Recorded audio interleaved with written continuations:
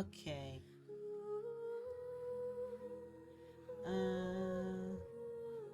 Yeah. Yeah. Copy. I need an intro thing. Need all the intro thing. I see my bestie is rolling on the something or other. Well, am I consistent? I don't know. Does it matter? Probably not. I got an achievement though. Stream for 25 unique days in the last 30 days. No other achievement though. Uh, sad.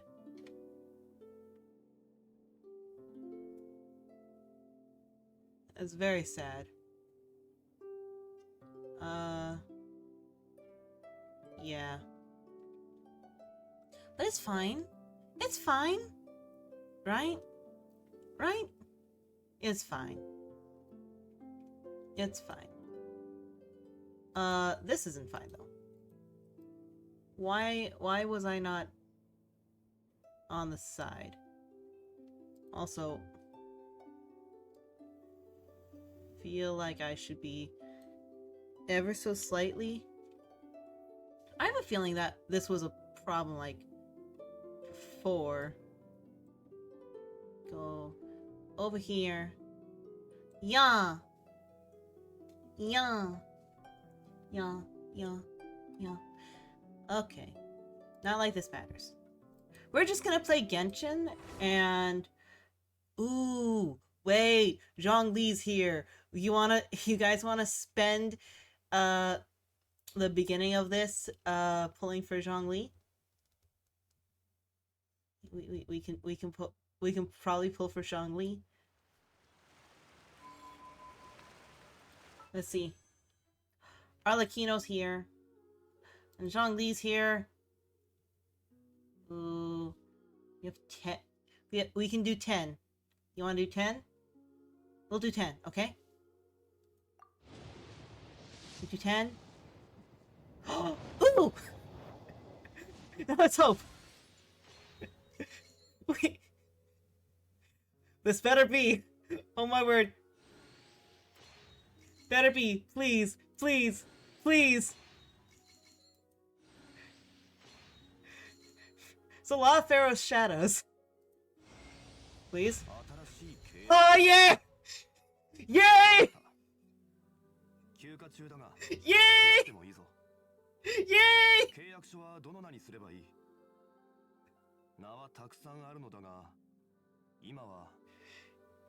Yay! Yay!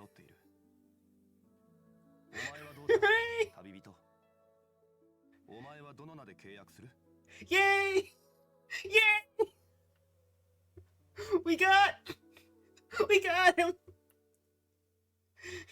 Yay! Now we gotta build him! Now we gotta build pity on either him or Arlecchino. Oh. Oh, look!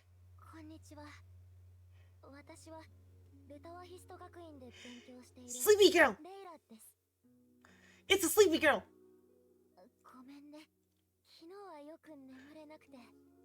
I love how she has chains on her wrist.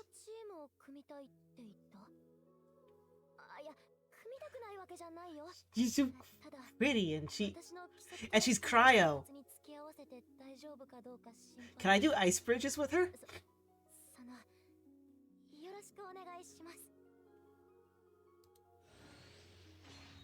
Oh.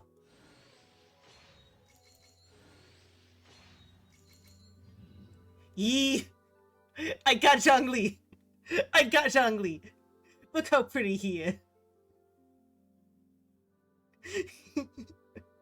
Zhongli, I got the big boy. I got the man. I got the man. Yay! Yay! Here. 1. Would not be that lucky. We would not be that lucky.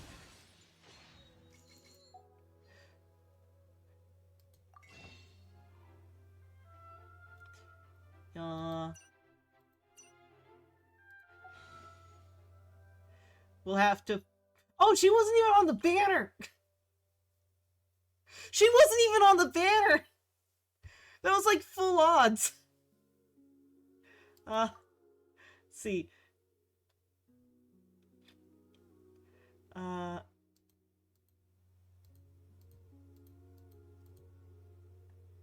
No. What? Wait. History.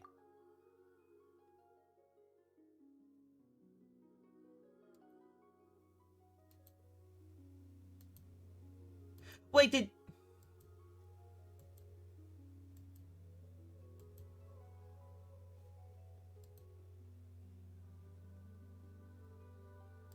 Weapon event. Novice wish.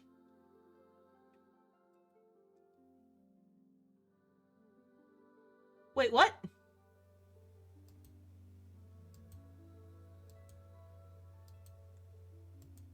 Wait, why is my... What's with my history? Is it just gonna take a little bit to, Yeah, it has Kiki on here. What's with my history? What? Why is my history like this?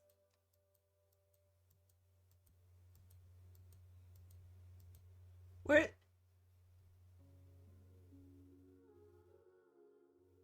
Where's the history? It'll just take a while to update, right?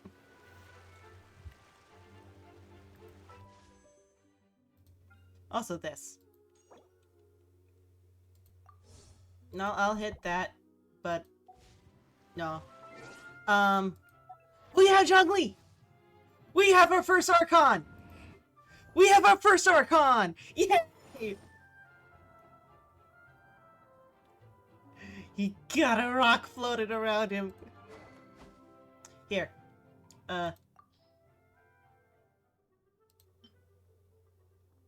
Here. Switch. Switch. I'm sorry, Rosaria. I didn't think I'd be getting Zhongli. But Zhongli gets the Favonius Lance because it's the highest... Or whatever. Do I have any Geo artifacts? I don't know. I wasn't prepared.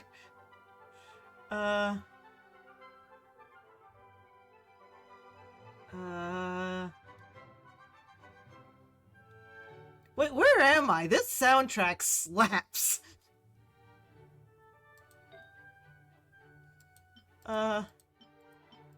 Do I have anything for Geo and like...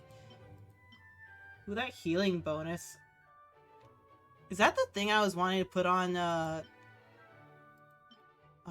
damn it, I don't know.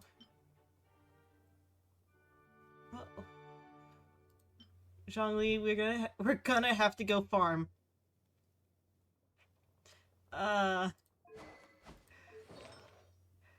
Fast equip.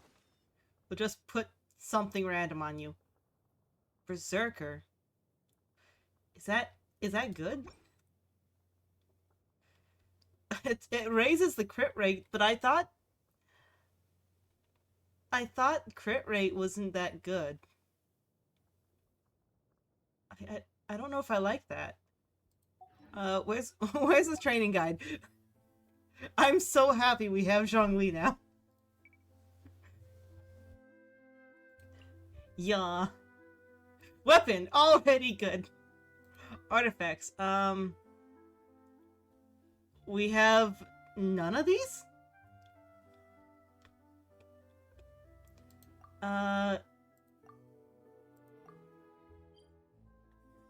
We have stuff. We have time. We have Zhongli. I have to build Zhongli. I accidentally kicked my cat again. I'm sorry. Cat, stop biting me. Should have named you Shneznaya.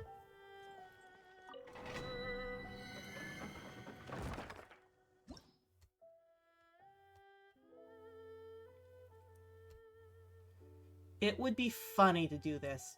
Use characters who can provide shields or trigger the crystallized reaction to deal greater damage. Okay. Okay. I'm gonna be stupid. I could put Noelle in. Or I could put Zhongli in. I could be smart and put Noelle in. Or I could put Zhongli in. Even though he's at level 1.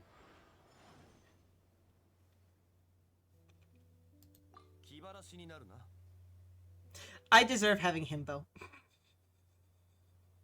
And I'm going to deserve the absolute mess I'm about to get myself into. A backlash will occur when the opponent is hit by... when the opponent hits a character protected by a shield. Okay. So if I go... buff? No.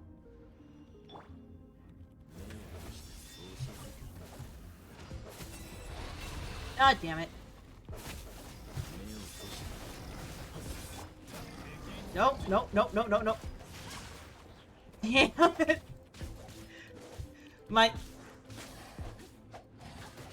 My mouse. No! Bag. My mouse went off someplace else, and it completely messed with me. Oh no. Zhongli's down. I knew that this was going to happen. I just wanted to believe that it wouldn't. Oh no. Oh no, I'm screwed.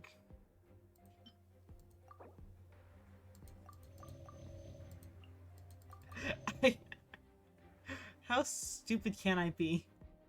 How absolutely stupid can I be? Oh crap. Come on.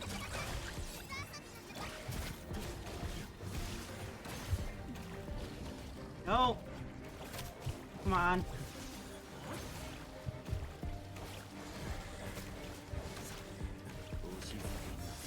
Come on. Yeah. Yeah. No. This was a stupid idea. I should have done Noelle. Confirm. I should have done Noelle. I was stupid. I was absolutely stupid. I'm gonna try again with Zhongli. I need to heal, and I need to have actual freaking, I need to have actual freaking, like, items to heal with. Why did my mouse go off screen? Why did my mouse go off screen? Oh. I want the blessing. Give blessing, please. Thank you. I need to be more careful. Not nodkrai right now. I will do nodkrai. I promise I'll do nodkrai. I just want to get the I want at least one artifact for Zhongli. Ooh, I also want to put Zhongli in the teapot. He needs to go into the teapot like right now, because I want him to be my bestie.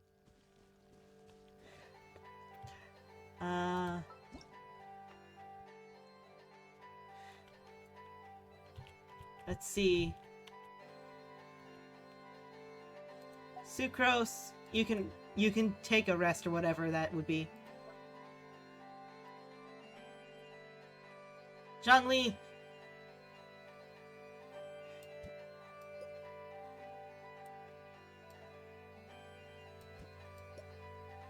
You talk with the boys.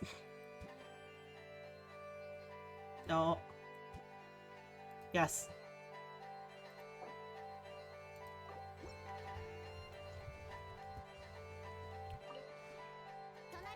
I need to take this. Oh, cool. So Zhongli just stole all of the friendship Sucrose was building. Yes.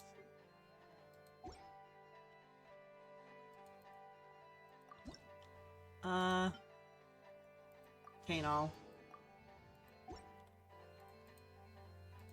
Not right now. I need to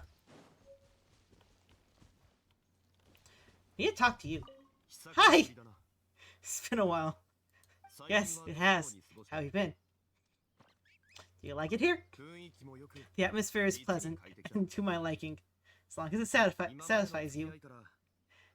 In the time that I've known you, I've come to glean some information about your character and principles. Your decision holds my trust. Oh yeah, because he basically gave us this. Yes.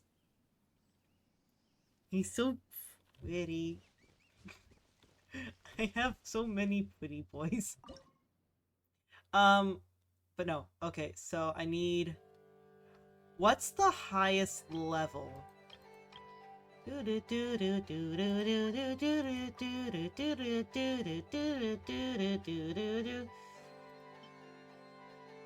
don't have enough for that.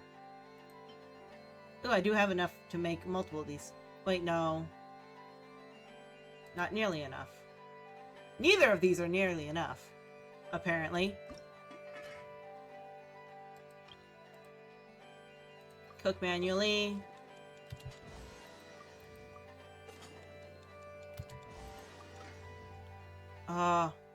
Why does it look so good?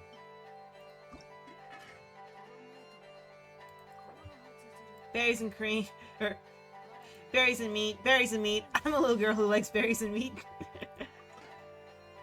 What am I doing?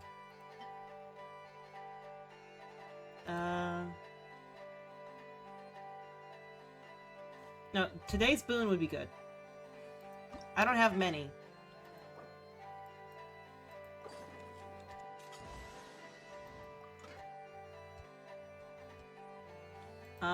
Rose custard? Is there anything that I could build up proficiency with? This I could, but I can only make 6 or so. But that's fine. Oh my word, it looks so smooth.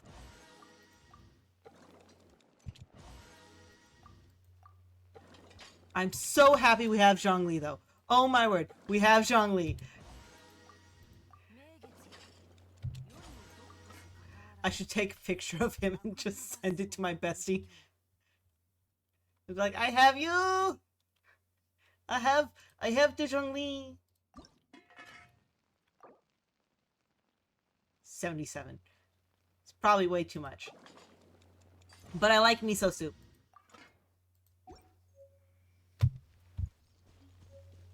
Yas. Yas. The event. Still stuff I need to do. Ooh! Yay! I'm gonna wish that I had gotten her. Aren't I?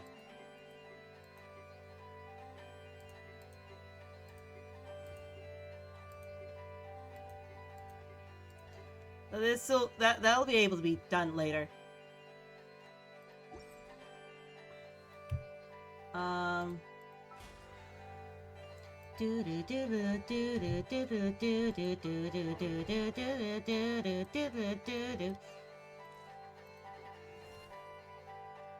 Hi, Layla.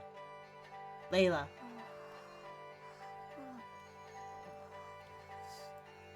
Look at that. Oh. Okay. Okay.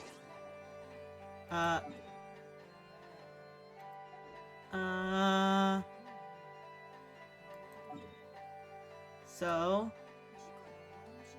go back to, I think it was like this one, right?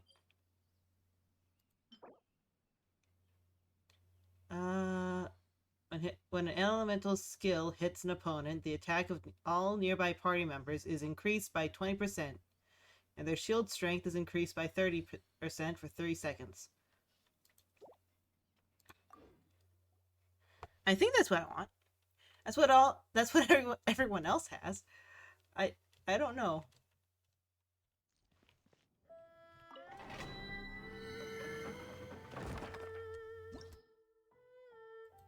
I'll do slightly lesser.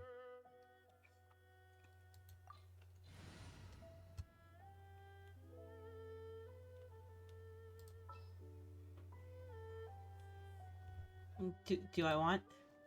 Do I want Nicole? Or do I want Zhongli? Do I want one that will actually help even though she's under level? Or do I want to have just plain hindrance that I mean, but look at him. He's so pretty and he's so great and I adore him. He's such a himbo and I feel like I require having himbo. Himbo and Snark. Like look at the pair. Himbo and Snark.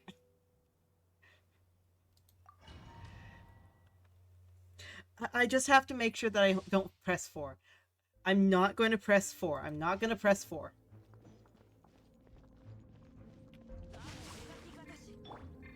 Go buff. Yup, yup, yup, yup, yup, yup, yup, yup, yup. What's a better, like, stuff? Like, this looks amazing, but I feel like it could be better. Just because I didn't think it could get any better before. And now I'm just like, you know, if I didn't think it could be better before, how much better will it be later on? It's so freaking cool. Look how smooth it is.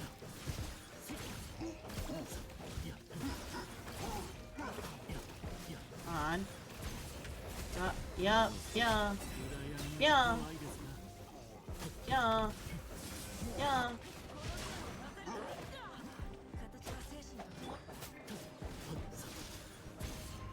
Nope.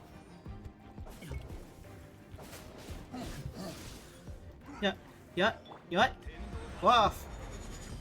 I don't know. I wanted to see it. Yeah. How do I get the shield? Oh no.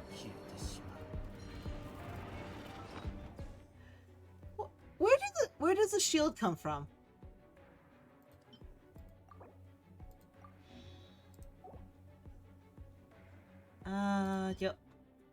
Yo. Use.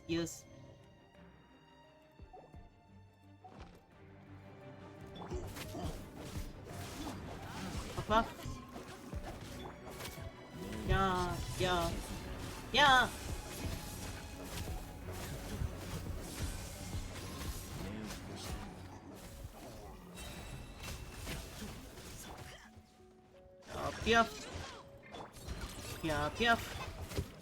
Yup.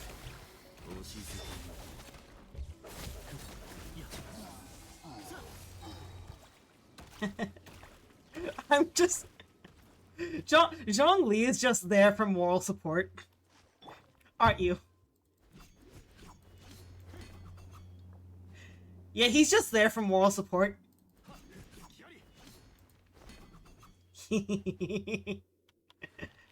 Moral support. That's all he's there for. Just sit there and look pretty, Zhongli.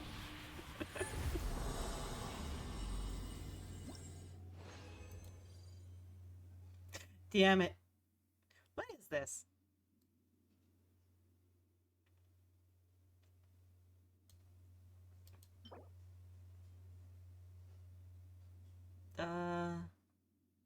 HP plus 20%.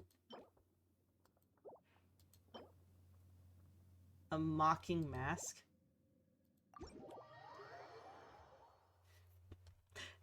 I don't think any of those were what I wanted.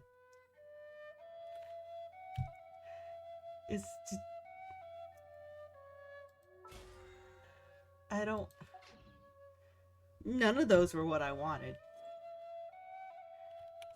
I feel like I should probably, no.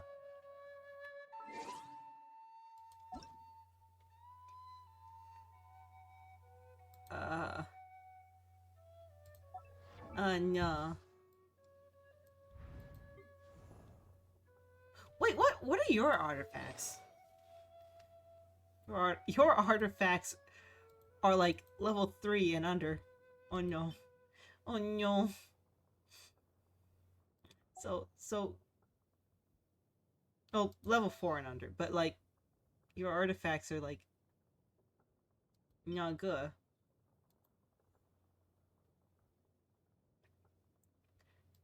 Oh my word. Uh I have a feeling Noelle is just not doing too well. Oh my word.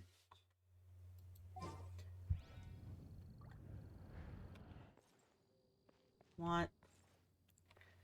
I need.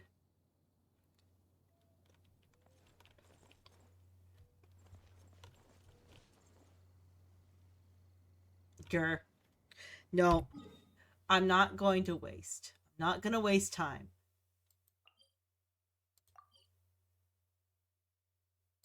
I'm not going to waste time. I am gonna be a dingus though, and I'm gonna have Zhongli like I'm gonna have Zhongli like just be the player character for a bit. Yeah. Oh no. Yeah. Yes.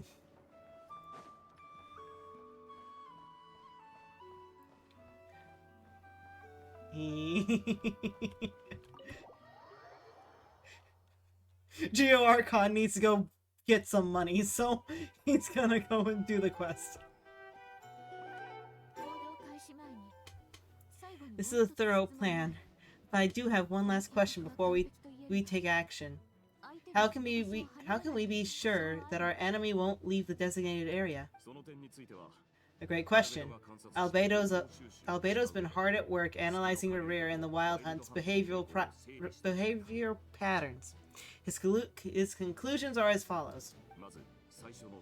Firstly, from the earliest known confrontation until now, Revere has never displayed any ability to manipulate the dimension of space, so it's unlikely he has any power in that domain. Secondly, he seems to have a particularly strong vendetta against our group. If we put him in a fight or flight situation, he'll choose to fight every time. I mean, that's because Flynn's like stole his heart and we kind of destroyed it. Thirdly, finally, and most importantly, he is consumed by hatred, both for the moon and for his enemies. Turns out we tick both those boxes. We have a reincarnated moon in our ranks, and a spy who accessed his private memories without permission. He'll be baying for blood, not looking to escape. Someone who's had their fair share of interactions with the Wild Hunt. Those all seem like valid observations to me. Understood. What the? Oh. Sorry. Just stabbed myself with like the very sliver of a goat head, and it's like, why? Why? I wasn't even outside. Understood. And I will defer to the verdict of the group. Well, everyone, that's a plan in full detail. Albedo and Durin are carrying out their part as we speak. Plan approved. Scheduling. Okay, any firepower you need, I've got you covered. Let's light this bay up. The Frostmoon Scions are behind you as well. And the rest of you? I mean, we don't really have a choice. We all have to. No objections? Alright, then it's settled. This is the plan we're going with. Next up, an old tradition of mine. Anyone who wants to back out, now's your chance. Wait, we can still back out of this? Everyone says things they regret, right? I don't want anyone feeling trapped because their mouth said yes before their brain had time to think things through. A very people-first approach. I hear it's common practice in the Knights of Favonus. Who'd you hear it from? Dillick? We don't use people's real names at work. The contact will be known only as Owl, please and thank you. This plan can only work if everyone does their part. Flynn's and I will absolutely support it. We shall indeed. You'll be glad you accepted our help.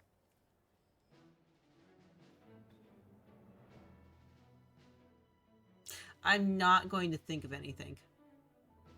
I'm not going to think of it. Because there's a lot of stuff between these two. The fact that there was like little to no conversation between Flynn's and Lauma, and then Lauma just blatantly says, Flynn's and I will absolutely support it. What happened to you between now and then?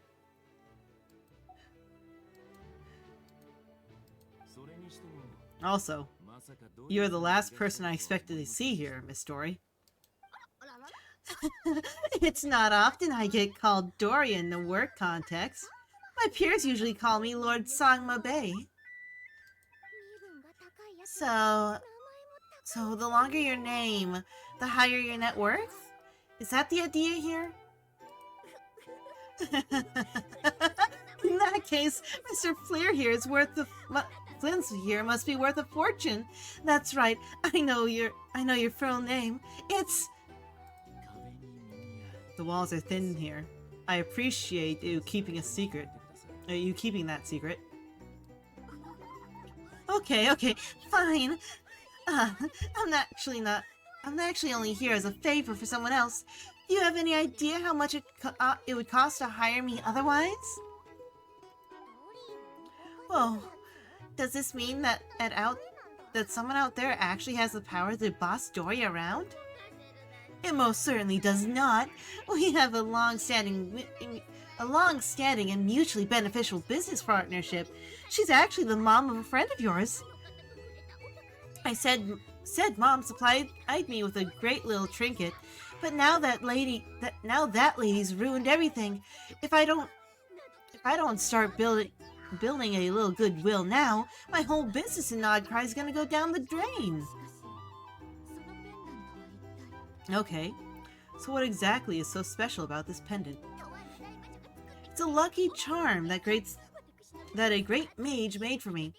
We have a business relationship, and she was worried that something bad might happen to me. So she wanted me to have something that can store power to protect myself with. I finally got it to all fully charged up with Kuvaki, and then never went and used it all up at once. Never lost so big in my life. You're right. It was all my fault. I didn't mean to drain the Kuvaki and the pendant, but I'll make it up to you. You will? Well, in that case, how about you give me your chess set and we call it even? I knew you'd say that. Well, it's yours if you want it. In fact, take it now and I'll even throw in a free Recur of Solnari. Deal? You're putting me in a difficult position here. It's a very useful thing to have around, but I have a funny feeling it won't be around much longer. Guess we'll see in a couple days. Looks like bankruptcy for me. Hey, don't be so pessimistic. See this through and you never know who... No. You might find a new business opportunity on the other side. With an action plan in place, everyone chats amongst themselves. You and Paimon decide to check in and see how each stage of the thing is going. Words. How each stage is going, Sip.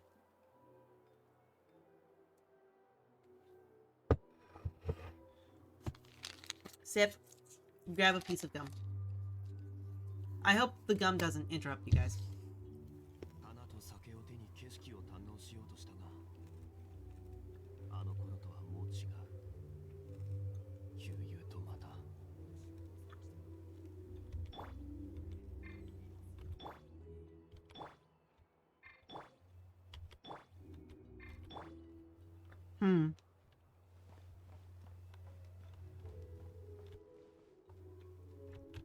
I have to do this.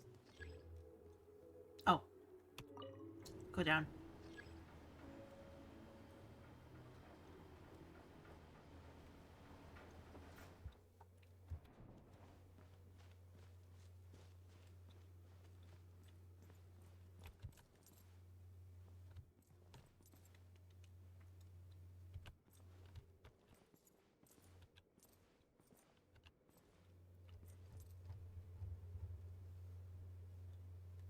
Yes. Yes.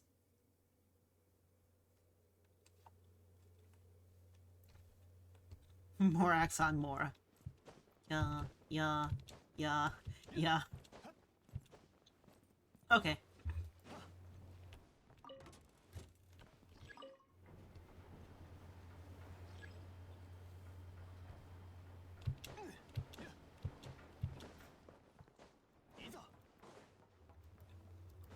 Dari, are you okay? Dari, how are things going? Feeling ready? Oh, I was born ready. We have only 2 days. You think Lord Sagma Bay would let an opportunity like this slip by? Don't forget, when something's in high demand, the people with good goods on the people with the goods on hand get to charge the highest price after all, even higher than the sellers taking advance orders. Ta-da! See? It's right here. Ooh, pretty. That's so pretty. Did you make it? I had no idea that you were so skilled with your hands. No, I'm a supplier. We go way back. So he made me a very attractive offer. Aha! No wonder you're... no wonder you're being so you're talking about Lucky Charms at the meeting. You've been getting Keva to make them for you. Huh? That's not the full story. It actually started a while back as a project between me and the Dendro Archon. Mage Alice once warned me that this world won't stay safe forever. There may come a day when everyone faces a great crisis. I pass this on to the Dendro Archon, and she secretly brought together a research team to make up the research team made up of Amaru's top scholars to invent a technology that could keep people safe. I won't go into the details because it's all very complicated, but if you want to know more, you can ask the Dendro Archon about it sometime. Anyway, point being, it was a Dendro Archon who asked Keva to build this little contraption. As one of the top Kashaware talents, he was the obvious choice. Took him long enough. He stressed over it for ages. Must have gone through at least a dozen designs before producing a final product. But that's Kava for you. Merak delivered it to me a couple days ago, along with a letter from Kave. Could you ask why I'm spending this technology? Could I ask why I'm sending this technology to you? What's your proposed use case? Has it been approved by the relevant authorities? So nosy. My fault for sending him the research permit to begin with. Surely Nahida must have told him you were involved in this project. He was probably just nervous because you're always so secretive about your business. Could be. Anyway, I just replied, let's hope there never has to be a use case. Let's hope there never has to be a use case, because it would involve grave danger. Fair enough, but it sounds like he was just being cautious. He probably felt responsible as the one who made it. Or maybe he was asking as a favor for his housemate. He's done that before. Not sure why, though. His housemate doesn't seem to really care that much about this kind of stuff. Either way, all's well that ends well, and I'm just glad to finally have my hands on the product. I wouldn't want to be without it, given the potential dangers that lie ahead. Huh? What does that look mean? Paimon's just super surprised. This must be the first time we've ever seen you actually get serious about something. This is not the Lord Sagma Bay that we're used to. Well, a long time ago I made a promise to myself. I promised that I was going to live every day of my life with a big beaming smile. Obviously, Mora plays a big part in that. But there's always going to be times in life when you have to give something back. That could mean paying back a debt, returning a favor, or showing some kindness. Alice has been a huge help to me over the years. She was the first investor I ever had, and I want my investors to know that Lord Sagma Bay is the best in the business. And more than that, no one knows what the future will bring. Whatever happens, I want to make sure the Dendro Archon and all of Sumeru is prepared to face whatever comes. So, back to the pendant. You never intended to ask for it back, did you? Oh, that? I was just making sure Nefer and I are square. Don't be thinking it was some sort of benevolent act. I'm no saint, so don't treat me like something I'm not. My priority is doing business I want to do, so long as my conscience lets me. But it usually does. The Lord Sagma Bay's business model. Or that's the Lord's bit. Alright, if you say so. I do say so. And that's the whole point. I'm a businesswoman. Don't go trying to figure out what kind of person I am. You'll exhaust yourself. Much easier for everyone involved if you just take my word for it. Oh, and could you two help me get this stuff where it needs to be? Thanks so much. You're my favorite assistants.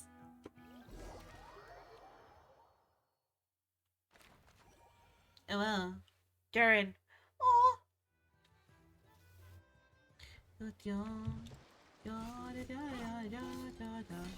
Ah. Kick. Yeah.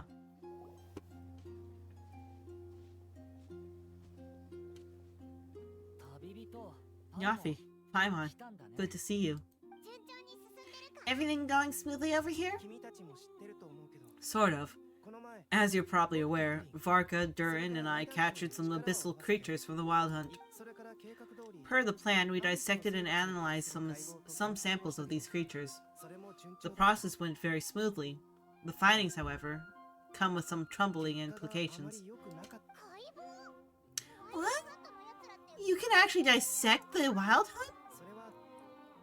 That depends on your definition of Wild Hunt and dissection. Harmless, lifeless. These words are accurate descriptions. The Wild Hunt is an interesting phenomenon. In and of itself, it doesn't seem to pose anything akin to a human personality. But taken as a collective, the medium through which the Wild Hunt is summoned does appear to have a soul.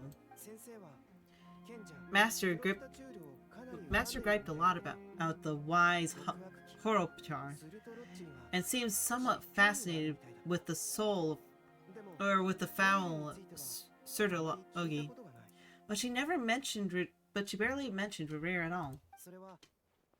I don't think that was because of his lower social standings, though. Anyway, it's a pity. I should like to hear her thoughts on the nature of the life form he has become today. It's a strange mix. The furious energy of an abyssal being channeled through a fractured physical existence. a consequence of being torn apart by an unknown power. Perhaps the only explanation for for his survival in this state is that he sacrificed a degree of individuality in exchange for a continued existence. Oh, sorry. Once I get talking about interesting research, I have a tendency to go on indefinitely. Back to our research findings. Essentially, they confirmed my hypothesis. Rere's corpse is completely contaminated by Abyss, and the effects are irreversible. You could think of this as Rerer in mutated form. But in my view, even that would be inaccurate. In reality, his whole being has been consumed by the Abyss. In other words, he is now nothing more than a manifestation of abyssal power. Unfortunately, at present, we have no means of completely eradicating abyssal power. Hence, we cannot fundamentally destroy the Rocker of Solnari either. That's terrible news. So that's it? We can't defeat him? Not even if we get the power of the 3 moons? Miss Columbina's situation is a difficult one. She can never achieve wholeness when the world does not accept her presence. It's as if her creator banished her to a place she can never be accepted. It means she spends most of her energy just on her own survival.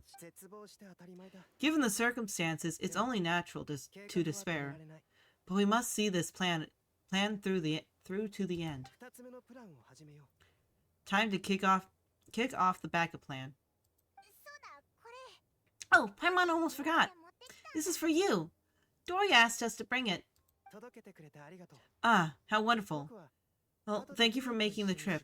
Durian and I will be heading off shortly. The shadow here is a bit much for me.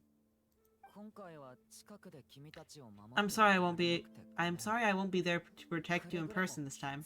Please be careful. We will. Alright then, stay safe.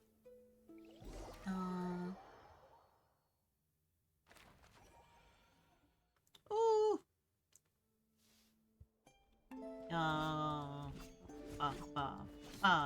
Pew!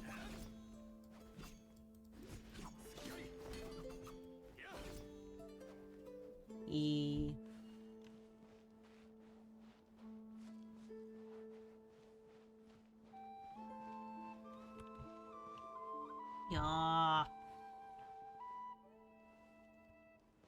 I'm sorry. Just... yeah. I like him because he's a himbo.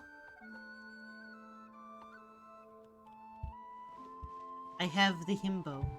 Yeah, yeah, yeah.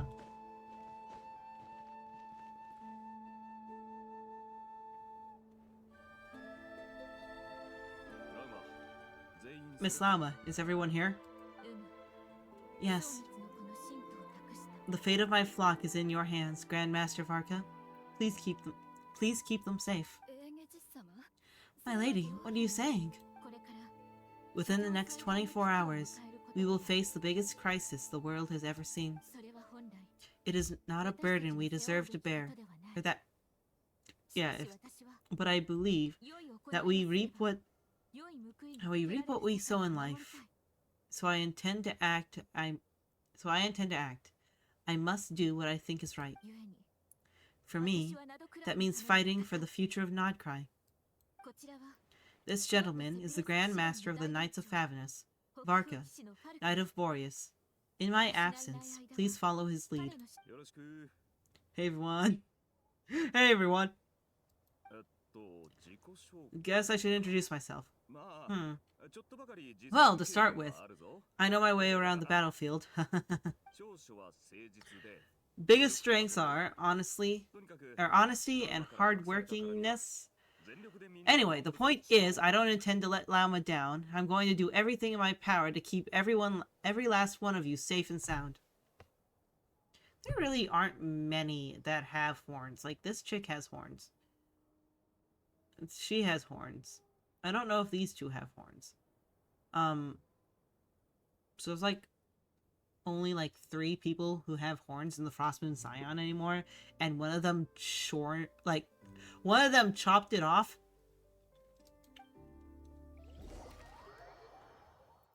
Oh well.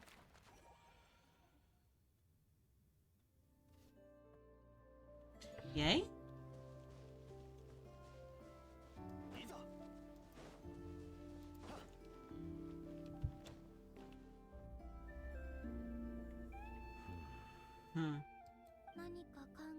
Something on your mind? Miss Colombino, was it? I believe that's how the others addressed you. That's right. Names are funny things. Have you always been called Dainsleif?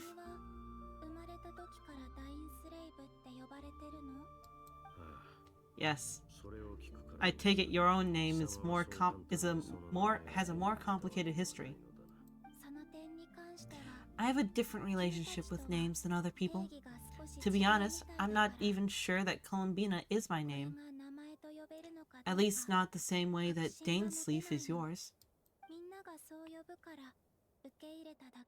But it's what everyone calls me, so I go along with it. A lot of my life has been that way. I get so used to things that I forget to question why they're so. I never used to think much about where names come from, or what they mean to people. Maybe there's something wrong with me. You're different from other people. I sensed it the first time we met. You're more perceptive than most. I'm sure your long life and rich range of experience explains that. Do you ever find yourself missing Kanya, Mr. Dainsleif? Difficult to answer. I have dreamed of the past many, many times. Sometimes I'm fighting tooth and nail. Other times, I'm lying on the ground defeated. I don't recall any happy moments from that time. It has been too long. Is that because hatred survives longer than love and affection? That would not be for me to say. I make no excuses or grudges. Make no excuses for the grudges I bear. But whatever the reason, I remember little that was beautiful or sentimental. Thank you for your help with the rare situation. Without your efforts, I never could have learned the hidden truth of his story. You're welcome. I know he's your friend. Friend, huh? He betrayed me. I never really understood what he was going through in life. Some friendship, that is. So neither of you two were as close of friends as either of you wanted. Okay. So do you plan to fight him with us? You see? You're torn. Now you know what really happened. You see the things he's done in a new light. I need some time. Of course. I completely understand. Anyone else in your position would feel conflicted too. Actually, I went through something similar myself recently. Something happened that changed my perspective on a situation. A situation I took for granted at the time. But now, I feel very grateful for it. You mean the Harbingers who still support you, even though you've left the Fatui? Yes. I always thought they were only helping me because Harbingers are forced to work together. But then I abandoned them. A warrant was even put out for my arrest. Yet even now they support me, which means I was wrong about them all along. Clearly, they view you as a friend. I feel a little guilty now. I regret not seeing their help for what it was, and not treasuring it.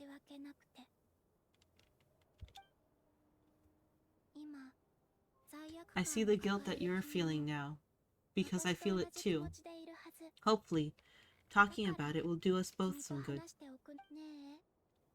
Have you noticed that Nyafi and Paimon are over there? I think they've been listening. Shall we say hello? Sure. Hello. Sorry, we're just concerned about you.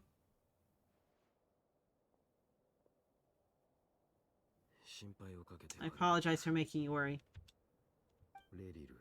No doubt, you wish to know where I stand on the plan to take down the Racker of Solnari. Rocker of Solnari? I'm afraid I need a little time, but I will seriously consider joining you. You will? Thank you so much! Everyone will be so grateful to hear that. They needed me. This was something that I was going to have to face up to eventually. That doesn't matter to them. They're grateful to you regardless. You can't control their gratitude, so just accept it. And then have a think about whether you're willing to join us.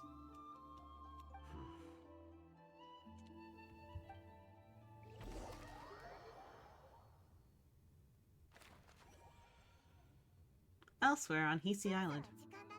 It's nearly showtime. Let's go rendezvous with the others. You know the place. Yeah.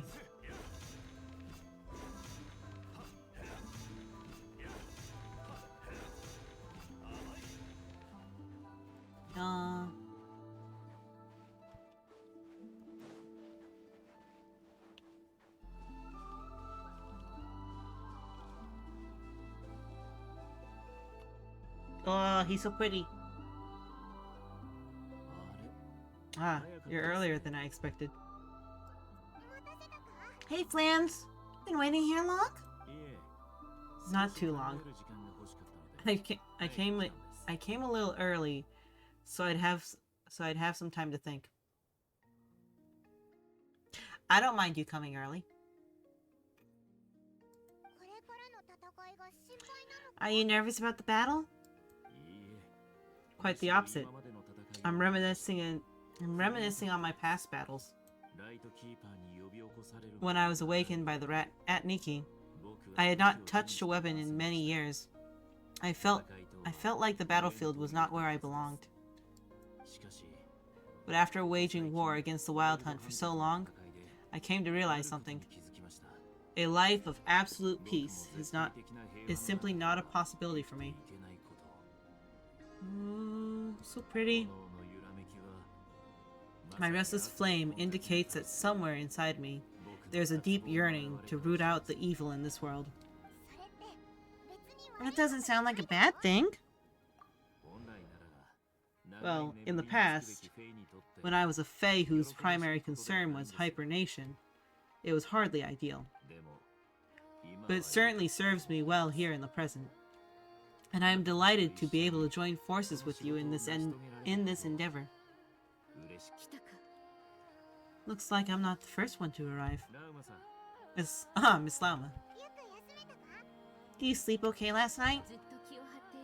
I struggled to settle down at first because of the nerves. But don't worry, I got enough sleep in the end. I'll be just fine. Thanks for everything. Please, I'm just doing my part. Nefer, over here! Goods have been delivered, and the backup plan is underway. Aino asked me to relay a message. She said Anefa will be on high alert and keep a close watch over all secondary districts where defense is required, providing support as necessary. Meanwhile, Aino herself will provide range support to us directly using her latest invention. Excellent. My thanks to all involved. The chest is looking a little unstable. It won't hold him much longer. We should prepare to engage at a moment's notice. No sense in sitting around waiting. Let's make the first move while we still have the option. Agree. Paimon, find a safe hiding place. Got it. Be careful, Nyafi. I will.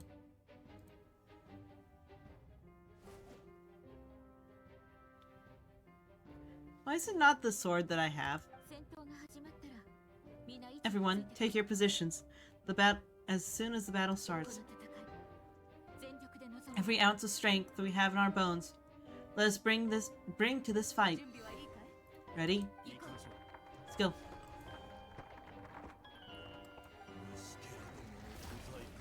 I've seen all your futile ploys before.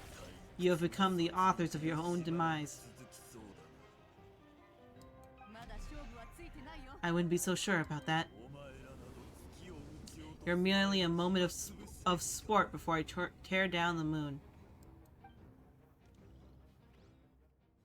Ooh.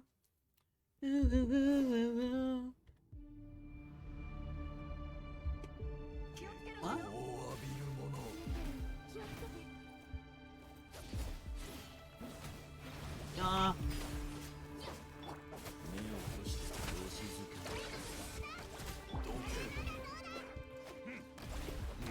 Oh, cool. Yo. Yeah.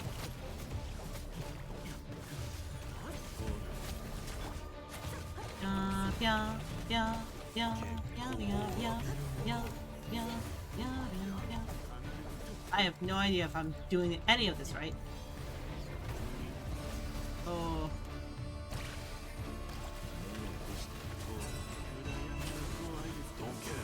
Lunar Charge usually does a lot better.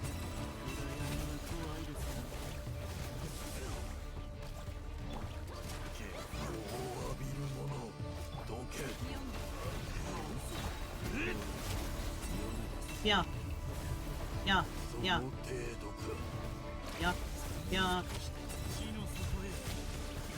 Just having Aino, like,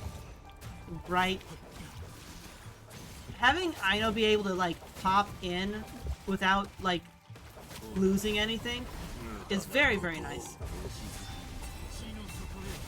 Yep.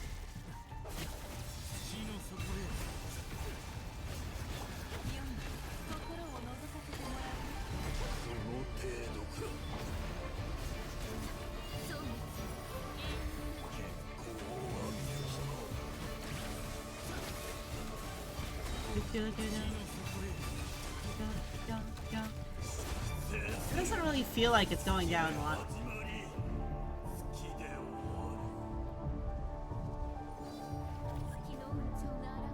Follow Llama.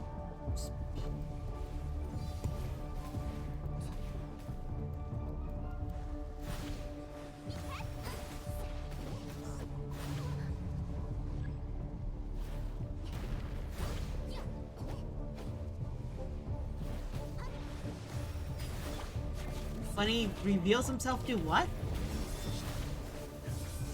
A T? T?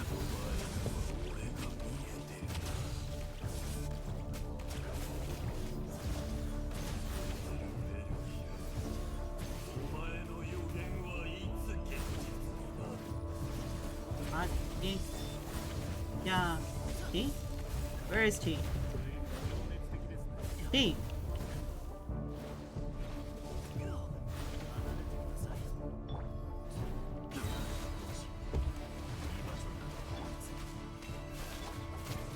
Both.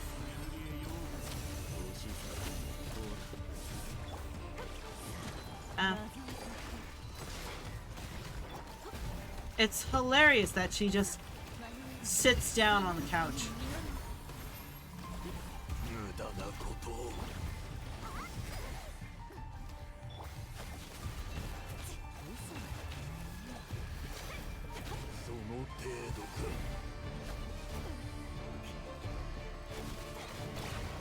I don't get what the moons are supposed to do.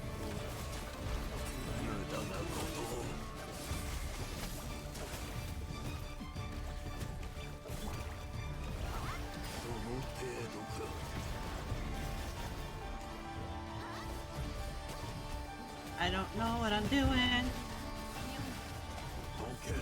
Good thing that this is kind of foolproof. I feel. Possibly. Oh.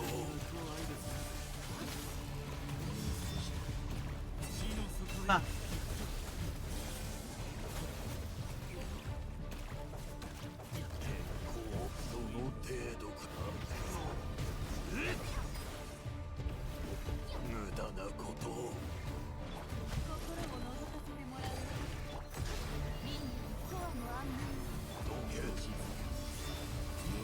Feel. Yeah. Yeah. Yeah. Yeah. Ah.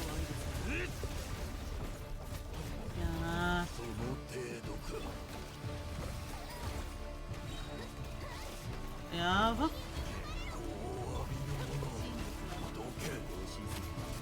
Yeah.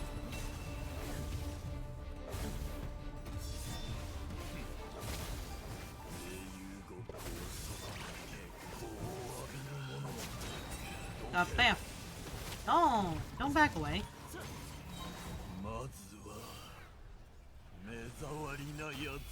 Oh. No, no.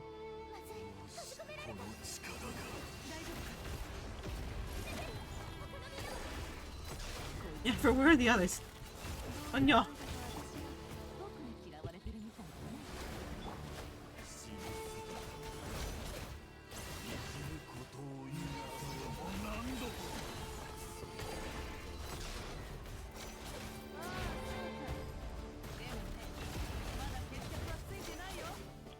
You gain the Moonlight's blessing. I don't know how to use the Moonlight though.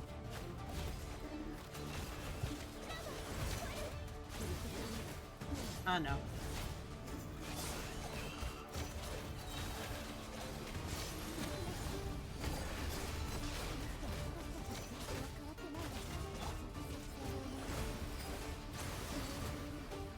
I don't know what the most... What is the most important task? What am I stalling him for? I will accept that I'm stalling him, but what am I stalling him for?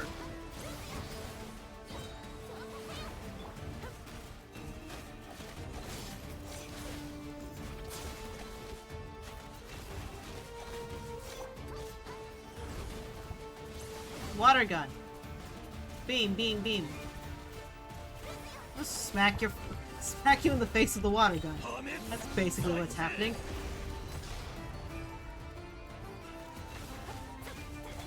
Okay.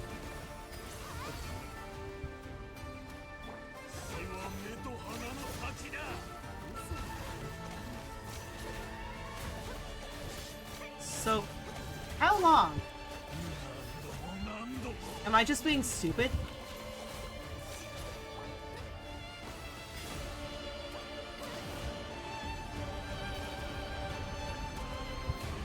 Or Kuvaki 3 times for the shield? So what, this?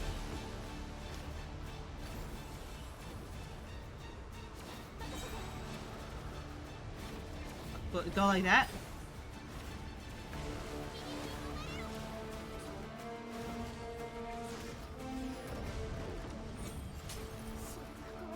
Shield's broken, I can't keep this up.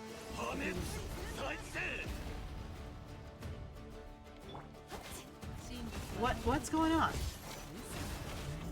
I feel like the game's not letting me, like, fail, but I also don't know what I need to do.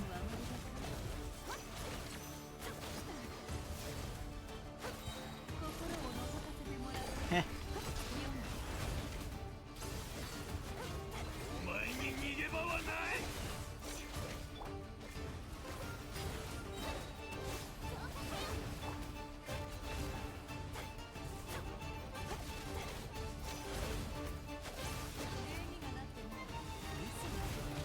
But why am I, why do I have the water? Is it because I need the lunar bloom?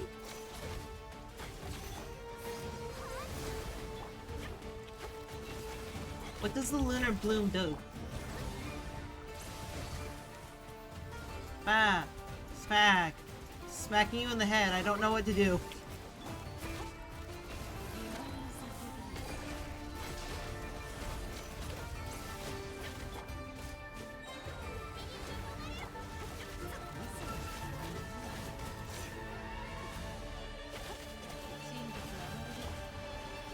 I am like a little mosquito on his butt.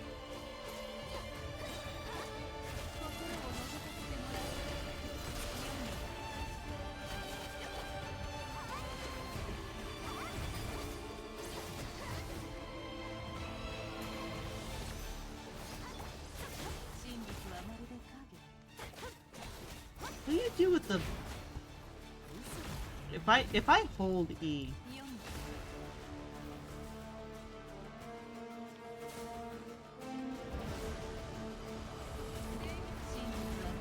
No, come on.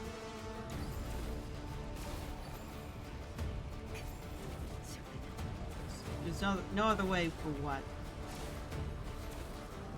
Cute. Well.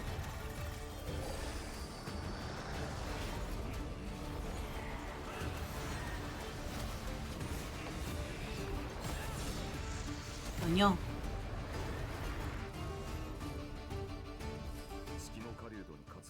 The only way to defeat Rivera is to borrow his own power. That means Columbina will have to disappear while you two bear the brunt of his attacks. You have to hold on. Find a way to keep him focused on killing the two of you.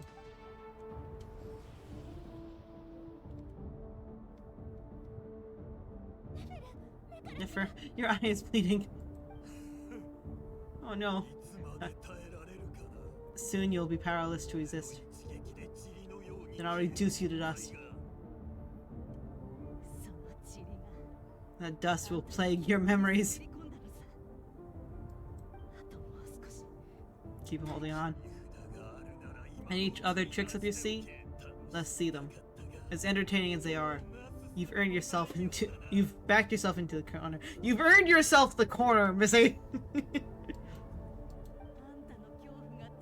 You don't fool me. I see your fear clear as day. I have to stroke his rage. Make him unleash everything. You fear what you could never defeat. You fear the thought of never being able to save your beloved. You cannot win this fight against fate, Rarier. Ooh, pretty. Is that what you think? Well, it's now your turn. Now it's your turn to be afraid. No! Oh no!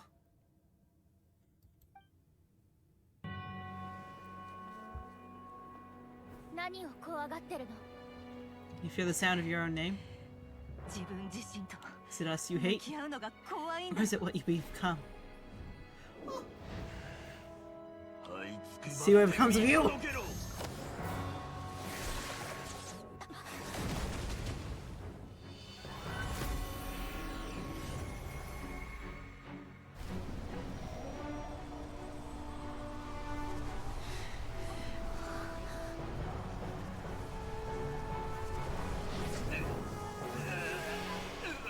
You know how the scythe looks, or the polearm looks like it's the thing that he had? Power. I've seen it before! Ooh! His power is on another level. We'll need to use an alchemical ray to convert his power into usable form. Then quickly channel it to Columbina. Oh, the Minotaur! I'll join you. I can help. I release it.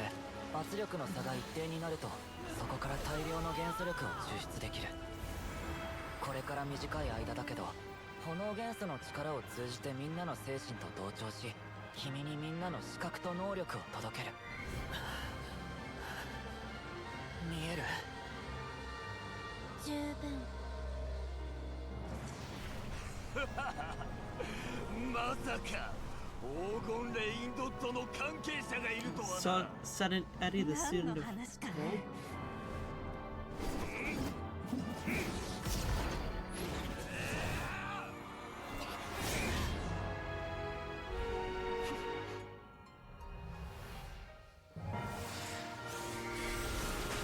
She had a little consolation in her like wake.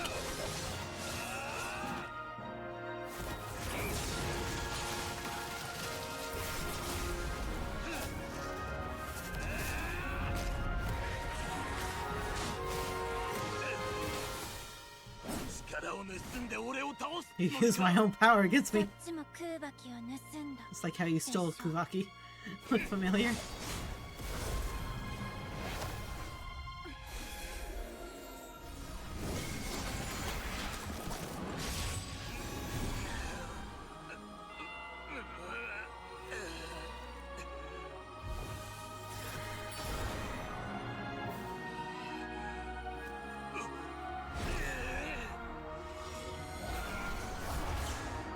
Is she gonna send him into, like, the realm? Don't you realize you don't have the power to hold that gate open?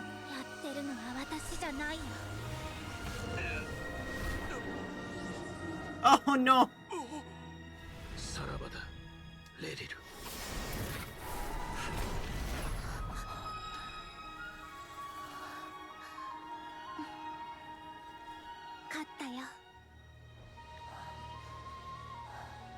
Oh no, you okay?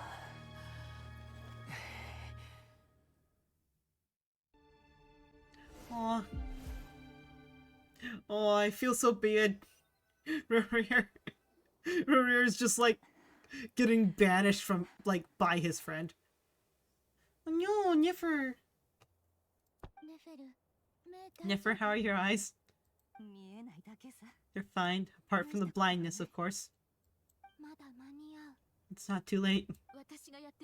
Let me handle it. First thing she sees, Lawa's tits. Purified. Aw. She's gonna slit her hand again.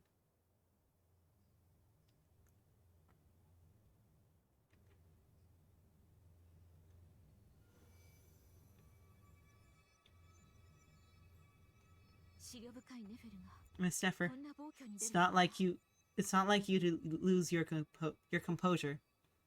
That was the most reckless thing I've ever seen you do. Reckless how? The situation was critical. Our lives were at stake. We had to do something. Even so. I guess... okay. I guess you're right. Under the circumstances, it was a wise decision. You traded your eyes for an incredible victory. In business terms, I suppose it was a huge return on investment. I'd be hard-pressed to argue otherwise. Still, I don't like this outcome. And I don't want you to lose your sight for good. People suffer when they make sacrifices they shouldn't have to make. Whether that means faith, strength, or in this case, your ability to even see. I had hoped you could win without sacrificing so much as a single hair on your head. Thank you. Really. Well done. Don't try to open your eyes just yet. We'll see how you're doing in a couple of days. Until then, please follow your recovery plan to the letter. I'll send full details through Yehoda. For now, just get yourself home, relax, and rest. My dear friends, we have fought bravely and achieved a spectacular victory. A dark cloud has been lifted from the skies of Nodkrai. All in this land will be grateful for what you have done. The moon will remember this day. Thank you both. Yehoda shows up and helps Neffer get home. And you, of course, have Paimon to escort you back. Oh, Blue! The sight of Neffer navigating the road with her eyes closed is a new one for you. She proceeds cautiously, But as her silhouette disappears into the distance, you know you know she seems almost smug. There's something I wanted to let you know. What is it? When Durin connected everyone's minds, I could also access their powers. I also felt everything they felt. And since Nefer's eyes were injured, my eyes are hurting now too. Huh? Hold on, let me try. I only feel the pain. There's no actual damage. I just thought I should tell you. You're right. There's no damage. That's a relief. But I must say, I'm surprised to hear the Kutar share something like this with me. In the past, you never used to open up about yourself. Things are a little different now from how they were. I'm learning to share how I truly feel with my friends. Friends. You have no idea how glad I am to hear that. You can't help but break into a smile at the word friends, as a warm, fuzzy feeling fills your chest. One by one, your fellow teammates report in to inform you that everything is under control. At Lauma's insistence, you lie down. You fought on the front line against Revere, and now you need rest.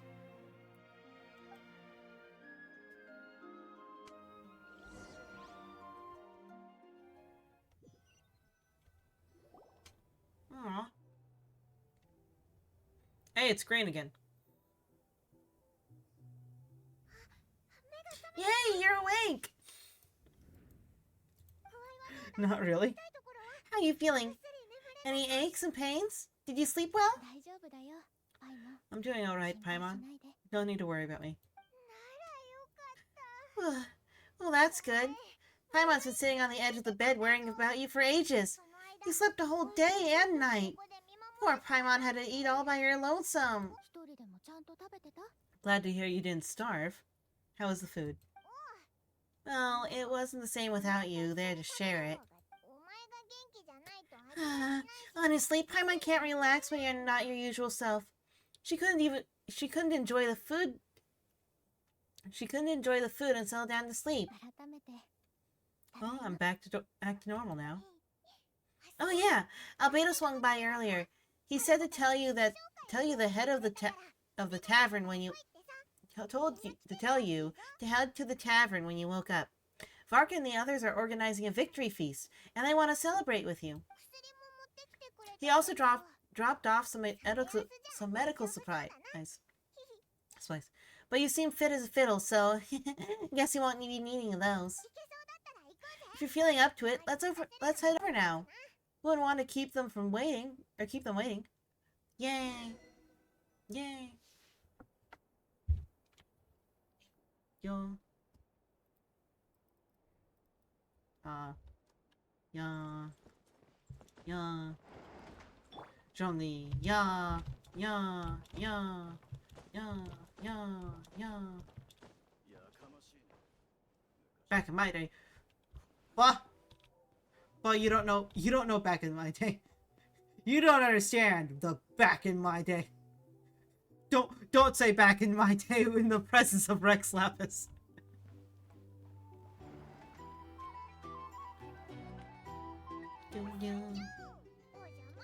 Da-da-da, we're here! Nyathi, Paimon! Perfect timing. We were literally just saying how there's no way we're holding this victory feast without you any longer, and we would have postponed until tomorrow. How are you feeling today? Much better, thanks. Don't worry about me. Relieved to hear it. If that changes, just let me know. Happy to check you over at any time. Yep, we're here for you. Anything you need, just let us know. Oh, wait, where's Nefer? How are her eyes doing? Nefer's are right over there. I'm sure she'd love to catch up with you. Oh, oh, this small dragon. Eh.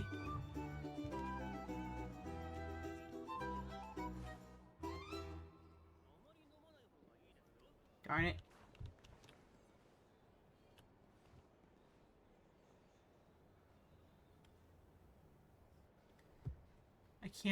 I can't scroll in.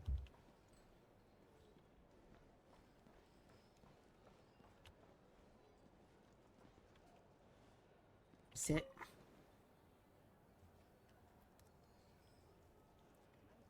Aw. Camera's too high. Hello, Nefer. I'm sorry, I'm just so happy about Zhongli. Nefer! Yapi, Paimon. Are you recovering well? Much better. Thanks to a good rest. You're looking well too. Your eye your thing changed. Your little makeup changed. Turns out that Moonchanter has some real talent. After all. My eyes were mostly recovered after just a couple days rest. I can actually open them again now. Yeah, but you gotta be careful. Lois says not to strain your eyes while they're still healing. Yes, thank you. I'm well aware. Yehoda, could I borrow you for a moment? I could do with an extra pair of hands. Sure. Coming. Did you hear that? I gotta go help Lama for a second. You guys chat amongst yourselves. I'll grab some drinks on the way back. Paimon, you still like them sweet? You bet. Make it extra sweet, cause Paimon You bet. Make it extra sweet, cause Paimon earned it. Sure thing.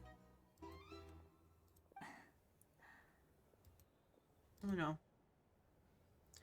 What's on your mind? The wrecker of Sonari. Kind of a snake, don't you think?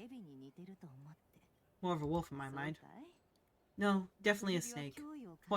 A poisonous one, who spewed its venomous hatred everywhere.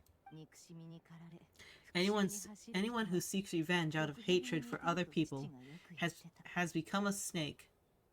That's something my dad used to say. I guess he didn't like seeing people go down the path of vengeance. Perhaps. I'm sure it sounds like a very wise and open-hearted perspective to Perhaps. I'm sure it sounds like a very wise and open-hearted perspective to your ears. But me? I think hatred's a perfectly justifiable emotion. What else is left when everything you depend on in life gets stripped away? Something's gotta fuel that drive to keep on living. When I look at your life, I see a lot of things you can depend on. If you're worried about me, you can nip that in the bud. I'm not someone who gets stuck in the past. It's just, I suddenly feel like I was wrong to call my father a liar. He was just a fool. That's why the academia turned their back on him, and why the other tribes ganged up on him. Oh my word! Yay! Yay! She isn't just hating on her father for no reason. Because I can tell you, I hate on my father for. Actually, no. Wait. No. There is good reason, but before there was good reason I hated on my father.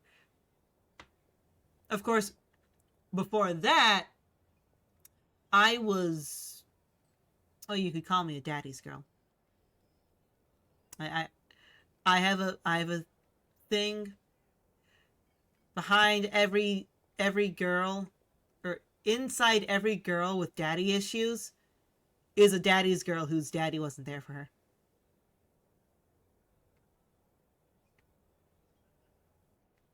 It uses too many daddies, but it's poignant.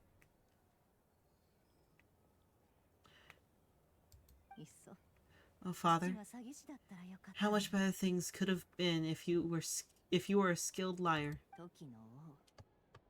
Look at the Ibis King. Thoth is a fiendishly cunning liar, and yet, strangely, He feels more like a father to me than my real dad ever was. He's never brought it up, but I bet he feels the same way. Why else would he give me the power to perceive the truth while at the same time training me in the art of deception? I never heard the Ibis King's voice. What's he actually like? Well, King Deshret banished him to Aru, which is essentially a prison, and posed 3 questions to him.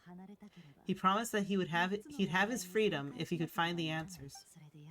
His response was to take on a physical form and approach me, hoping that I could become his envoy and search for one of the answers on his behalf. Did he really think I'd fall for that? He's stuck there. He can't make me return what he gave to me. Sounds like he was nice enough to you. He definitely So that's enough? So that's enough for you to decide he's nice, is it? He's a prisoner, and he was scared. So he decided to perform some good deeds to win people's approval. He lives in fear because he's a deceiver. How is Revere ever any different? You can't work as a spy your whole life and expect a happy ending.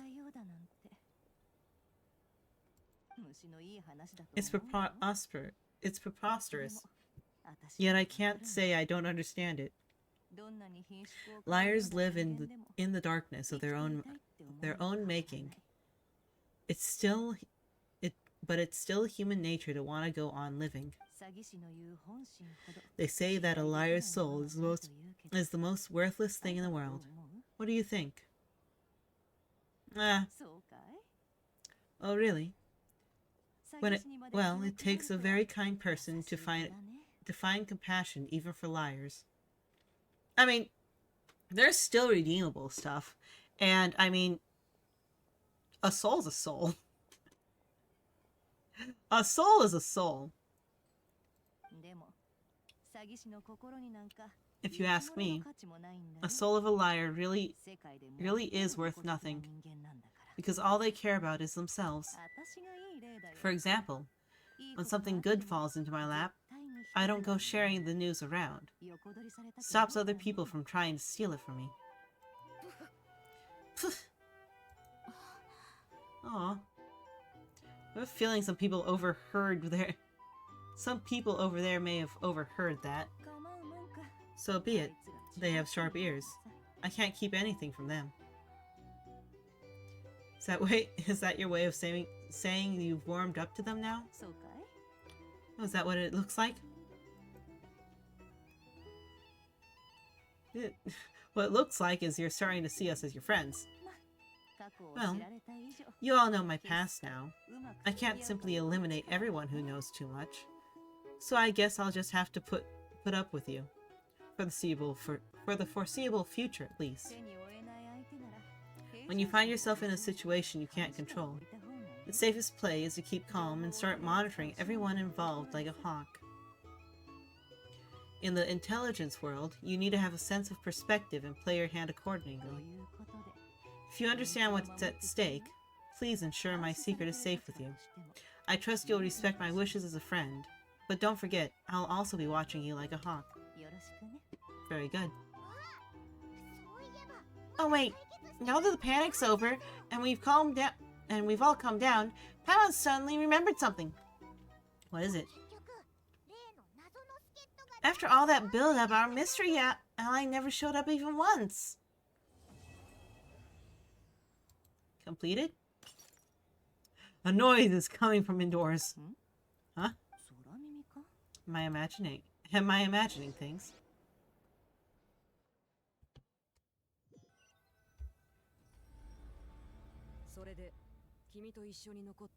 So that close colleague who stayed behind with you, what's he been up to recently? Don't know, don't care.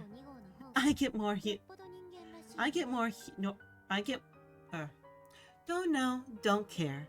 I get more normal human interaction from hanging out with the BOSCO too than him. Although, now you mention it, he hasn't bothered me in a while. I wonder if he's disappeared without a trace. It's the biggest gift he ever gave to the world. But I somehow doubt that's what's going on. He won't lie low forever, so we'd better stay on guard. Oh, cute little tea party.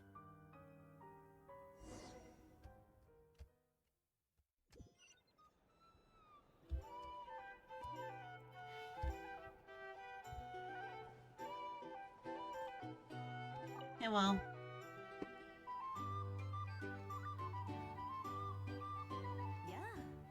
Ah, Lord Sagman Bay. How lovely to see you. I must thank you for the advice you provided me. It was an enormous help. Would I be right in thinking that it was developed by the academia? Why come and ask me when you clearly know already?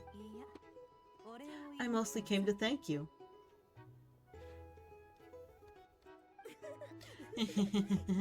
That's more like it. A little gratitude goes a long way with the Lord Sangman Bay. Play your cards right and you might even stand a chance of becoming my long-term supplier.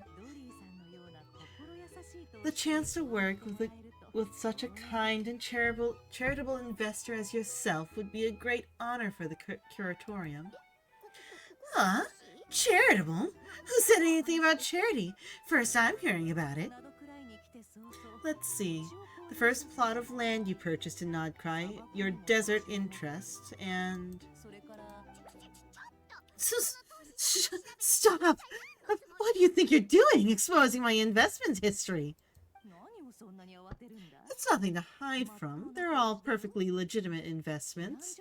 And some of the land you purchased was with the intent of building a sanctuary. Yes, I've heard about that too. How did you know? Or how do you... You're a curious case, Lord Sangmabe. You don't like people finding out about your good deeds, do you?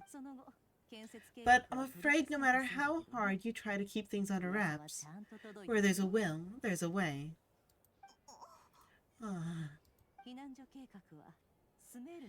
You did it for Sumeru, didn't you? It was empty land. It was empty land that was going to go to waste otherwise. I figured if I built something there, it might at least get some use in an emergency. Disasters are capricious things. They strike without any warning. I've lost family to a disaster before, and I didn't want to lose any friends or business partners if I can help it. My elder sister used to dream of finding a sanctuary, somewhere with plenty of food and water and medicine, where everyone could live happy lives. It was something I looked into, but after discussing things with the Dendro Archon, I decided on a more effective strategy. Teach people to handle the tech, and Moneybags provided the Mora. It just made the most sense. It's a pity that so few people know the truth about you. Everyone says that you view everything in terms of Mora, and all you care about is growing your own wealth. So, what's the problem with that? Everyone wants to be rich. It's human nature. So yes, I love Mora, and it's nothing to be ashamed of. But surely you have dreams of your own beyond just making Mora. You don't get it, do you? My dream is to invest in other people's dreams. And, make a nice little slice for myself along the way. Just thinking about it makes me happy. The sweet, sweet sound of Mora. Thank you. For the device. And the pendant. Oh, that! I was just returning a favor. Don't worry about it. Seems like we've both been away from home for a very long time. Yeah, so long I barely remember what my family even looks like. That would be your mother and father and sister. Yeah, though it's been years since my sister passed away. It's not like I want to forget them, obviously, but memory can be even more ruthless than the most calculating business person. Beyond a certain point, if something isn't helping you, it just gets rid of it. My sister can't help me now. Slowly but surely, her face is fading from my mind's eye. It's become a vague impression. Not everything will fade. When loved ones pass away, the beautiful memories are the ones that last the longest. Yeah, that's true. If you ask me, that's the one silver lining of it all. In all of it. Well, that plus, I'm sure that life is much better now than it was back then. Oh, absolutely! I have tons of Mora, a big beautiful house, business is booming, and I'm as happy as can be. You've got a lot going for you too, boss of the Curatorium of Secrets. I'm sure there's plenty of Mora to be made in that line of work. I appreciate the vote of confidence.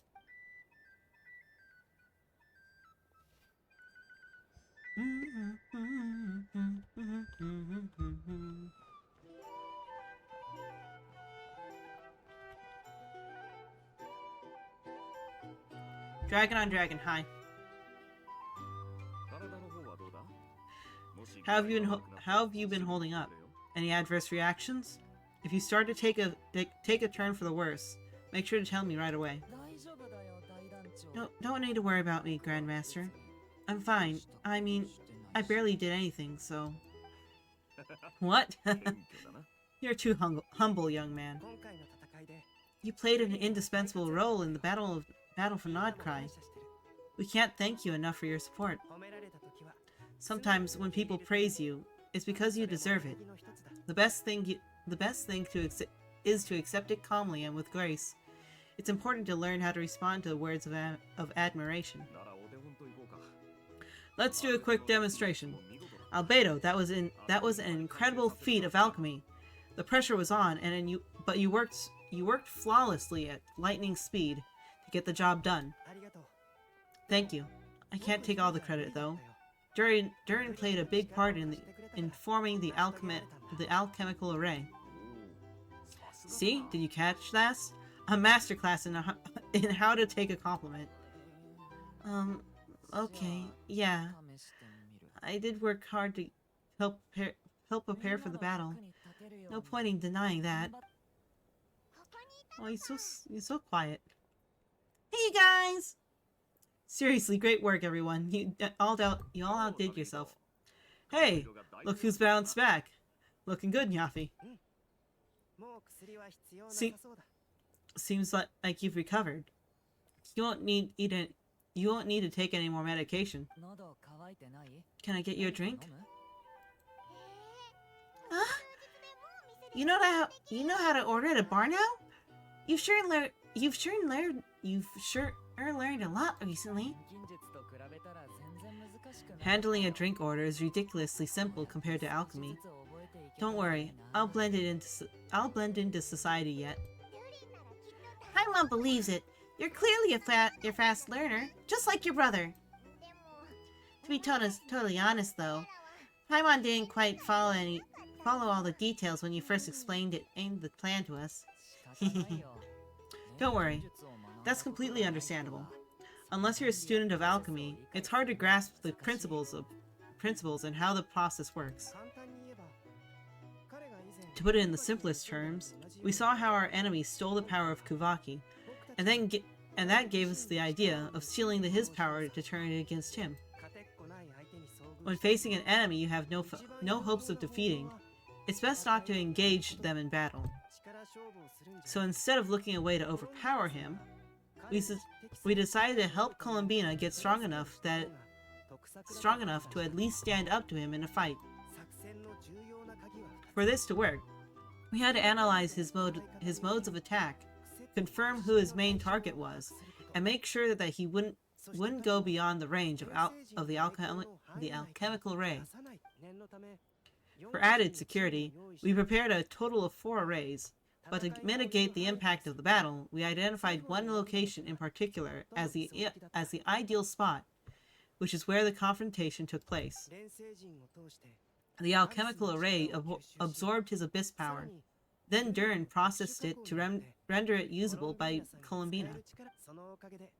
That power enabled her to do what would otherwise have been nigh impossible. What surprised me was that Dainsleif actually agreed to join us. Given his history with Ferrer, he had every right to sit this one out.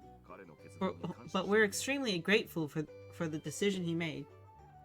Confronting a former friend in battle can't have been easy. It must have been a painful choice to make. But I'm sure that making a decision was far better for him than staying in limbo. Absolutely. He was torn between two paths, but in the end, he made his choice and stuck to it resolutely. He doesn't strike me as the sort of person who'd stay trapped in limbo for long. Anyway, however you cut it, everyone gave a stellar performance, and now it's time to kick back and celebrate! Durin is such a quiet little boy. I love him. I want to protect him. That's the only reason you're here? Yes. I've thought a lot about it, and I've realized that you, me, and Arlecchino should be friends. I think this is very important, so I felt I had to come and tell you. Well, this is a new one. I'm so moved I can't even hold my teacup. If that's all, you can leave now. Do you not want to be friends with me? Or is it that you prefer being co-workers? What is this, Columbina? Are you deliberately testing my patience threshold? Right now, my politeness module is active, but if you say another word, I swear I'll shut it down. If your politeness module is active, wouldn't you say the word please at some point? Polionia, please see Lady Columbina to the door. Will you still invite me to your next tea party? What?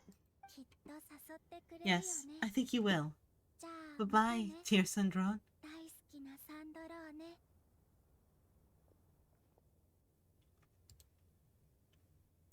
Hope I'm not interrupting. Last time the Wild Hunt escorted you out. Would you rather I handled it myself this time? We just wanted to, see how you were doing now that it's all over. Why? Why? Out of concern for my safety? I hope you didn't seriously think the Rocker of Solnari would be able to lay so much as a finger upon me, given how prepared I was. Mostly because you kind of helped us out, so we wanted to check you were okay. Looks like all your robots are fixed, huh? I spy books on the I spy books and teacups on the table. Afternoon tea. Oh, don't you worry about that. Tea time is already right off. The visitor before you managed to kill my appetite. If you're in the mood for tea, go ahead and help yourself. Otherwise, it's going to waste. My coasters are still missing in action, though. Use this notebook instead. Whoa, pretty hefty notebook. Look at all those calculations. You can ignore those. They're just dumb scribblings. I doodle and write in my free time. Sometimes I remember the distant dreamlike past. Sometimes I imagine the far-flung future. Other times I grit my teeth and note down all the crazy nonsense going on in the present. Some people do crosswords in the newspaper. This is my equivalent to that. Trying to predict the future is like daydreaming, and writing about the present just makes me furious. The past is my favorite. If nothing else, it's already set in stone, so I don't have to rack my brains trying to figure it out all out. Although, having said that, the only vaguely interesting memory in my past is probably the guy called Lord. They call Lord. Words. Although, having said that, the only vaguely interesting memory in my past is probably that guy they called Lord Artificer. Lord Artificer? You mean Alain Guillotine? Who else? Pretty much all the Mecha and Fontaine are his personal handiwork. Wait, are you saying you know him? Like, personally? As a friend? I mean, I guess we were friends, or I guess we were friendly enough. But, so you've actually met him. But he lived like 100 years ago. Yep. In fact, I'm probably the only normal person left who knows him at all. We used to chat occasionally, back when he was still around. Before he passed away, he asked me to destroy all his manuscripts. I honored his request, but I did read through everything first before destroying them. I mean, I couldn't let the genius of the Lord Artificer, Alain Guillotine, I couldn't let the genius of Lord Artificer, Alain Guillotine, disappear like that. It would have been such a waste. So, that's where the formulas in your notebook are from? I just told you. Those are my equivalent to crossword puzzles. They're just dumb formulas that I solve for fun when I'm bored. Alien's work was like epic poetry. The formulas in my notebook are just silly little riddles in comparison. Not that there's anything bad about them. I mean, at least solving them. I'm losing it. Not like there's anything bad about them. I mean, at least solving those riddles isn't going to hurt anyone, except me, because I lose a few brain cells in the process. Anyway, while we're on the topic, I might as well tell you about what happened to him and his friends. Alain Guillotine had two close buddies, Renee and Jacob. They spent their childhood years together in the Narcissus Cruz Institute.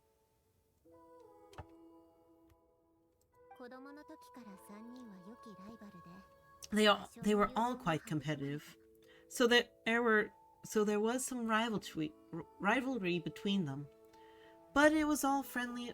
It was all a friendly rivalry. But beneath that friendship and the rivalry ran something deeper, a sense of nostalgia for the past. Unfortunately, childhood would end, the prophecy would come true, the apocalypse would arrive, and the future would never be. Why is this here? Why is this here? And which one is which? A mad dream would normally only capture the mind of lunatics. A mad dream that would normally only capture the mind of lunatics began to take root in their hearts. A dream of saving the world. And if Rena and Alien had been people of lesser wits, that dream would have probably ended up as something for them to joke about in their older years. But alas, they were some of the sharpest minds around. They nurtured that dream with the full power of their intellect and grew it into something that ate away at their souls. The first of them to fall under this spell was Rene. Against Alien's wishes, he persisted in experimenting on a mutual friend of theirs to try to save their life. Aileen did not approve and parted ways of praise with Rene. It's complicated. Aileen wanted to believe that Rene only did what he did for the sake of their friendship.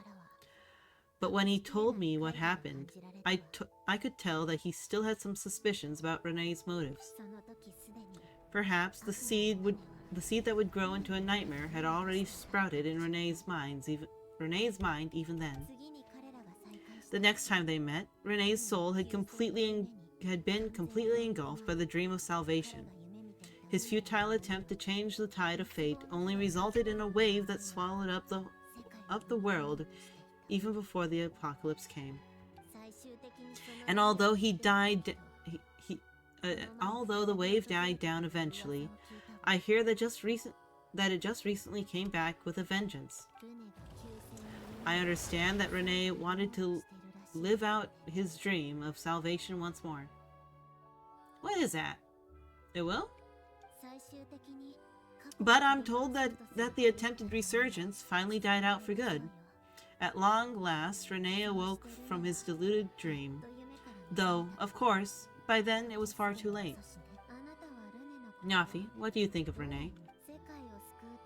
Do you admire his transcendent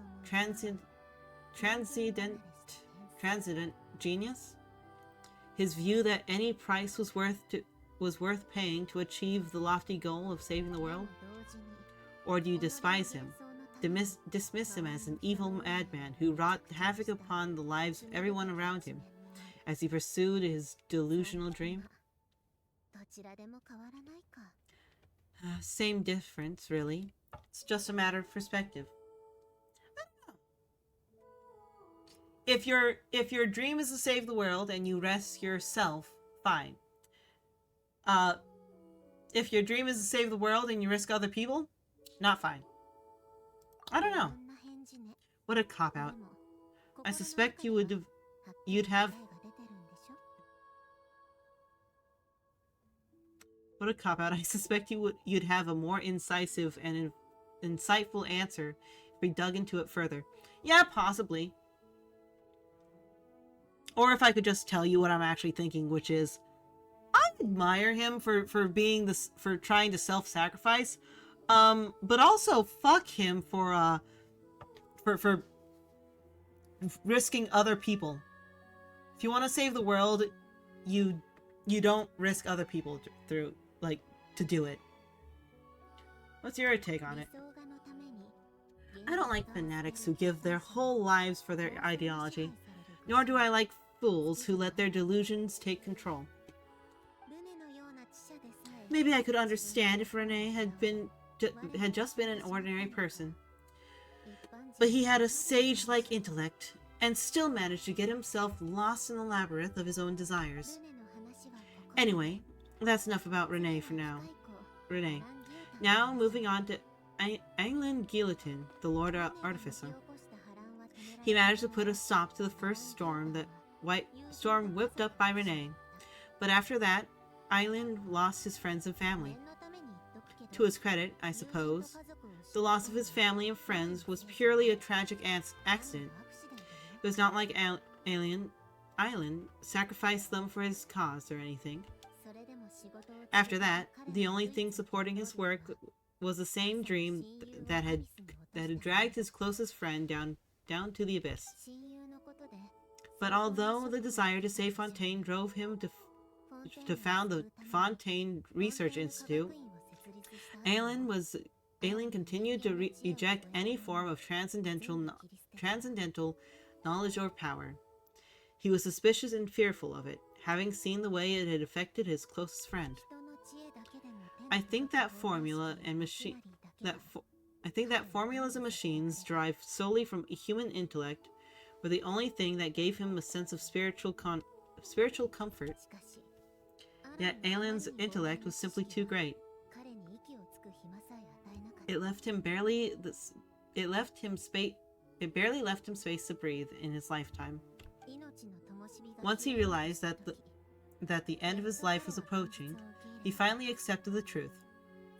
The Narzissen Cruz Institute needed someone, and a human being to see its stories through to the end. He quit working on his formulas, training them in for the fairy tales that had played such a formative role in his childhood, but which he barely touched in his adult life. He told me that the director of the institute used to read those fairy tales to the children as bedtime stories. Apparently, they worked wonders for sending kids off to sleep. I think that all he wanted at the time words, and also why. I think that all he wanted at that time in his life was to be able to sleep deeply without being plagued by depression. By that point, nothing else really mattered. That thing's over there. At the very end, he laid down to rest in the ruins of the former Narzissen Cruz Institute orphanage, while the Fontaine Research Institute he had founded continued tirelessly with its work. Many years after that, tensions over competing dreams would once again cause a rift, this time between members of the Fontaine Research Institute, but the actions of those fools had nothing to do with Alien. And that is the story of two people from the Narzi Sen Cruz Institute, who both wanted to save the world. One went all in on his fantasy of salvation without ever looking back,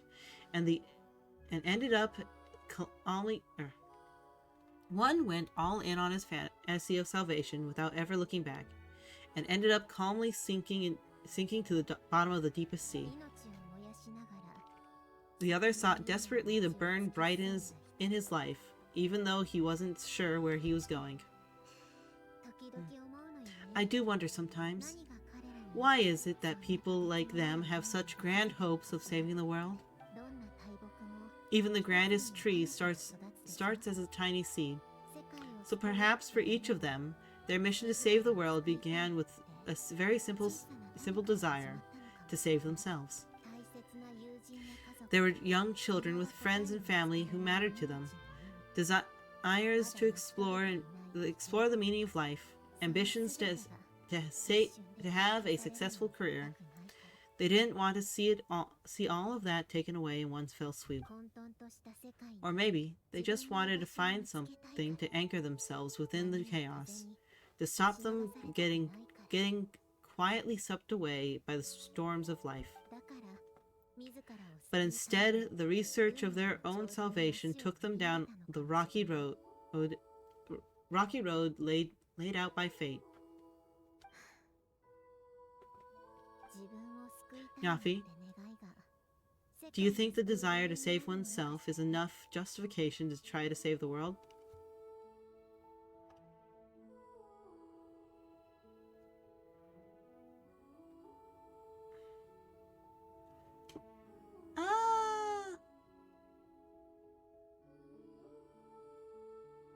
I mean, yeah, but also no. I have so much more to say about. Like, yes, of course, anything is enough justification to try to save the world. But also, no? No, because that's super, super freaking selfish? I don't think so. Sensible answer. Glad to know you've got your head screwed on straight. Island would disagree, though. I asked him the same question when he was in his prime, putting all of his energy into his work. Yes, it's enough. No elaboration. Just a quick, short answer before getting right back to his work. He was always that way. Alright, tea time's over. I owe Arlecchino a favor for telling me these stories. I'll have to bring a whole sack of gifts next time I visit the House of Hearth. I'm gonna go tinker with Polonia now. Polonia now. You guys can do whatever you want as long as it doesn't involve interrupting me. Polonia, exit hibernation mode.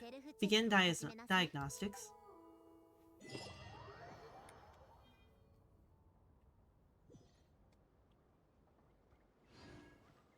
Yeah.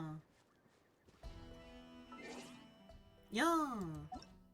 Do, do, do, do, do, do, do. Yeah? Yeah! Yeah! I got it! I got it! I got 500!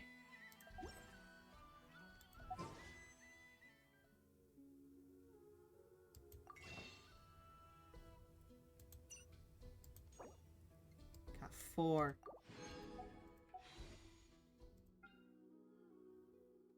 I want to wish 2 times on her and 2 times on Zhongli.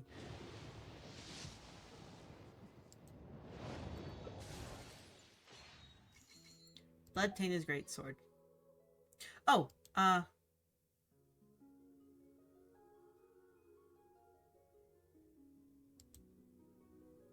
okay, so it didn't like update. Okay. That.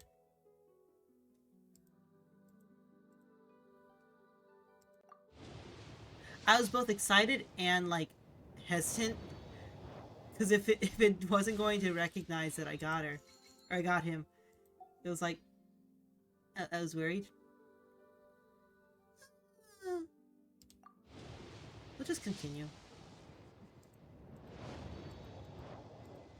There's no reason not. Oof.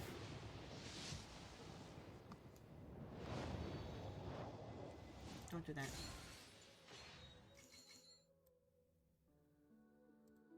Yeah. Yeah.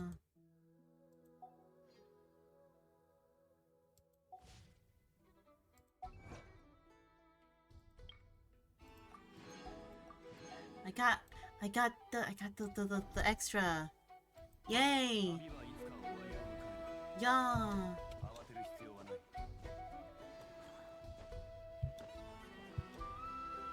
Got that 500 something or other. Yay. Yay.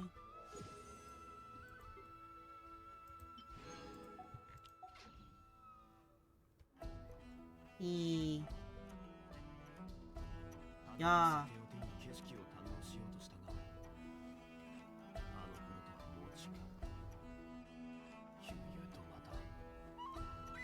Yeah.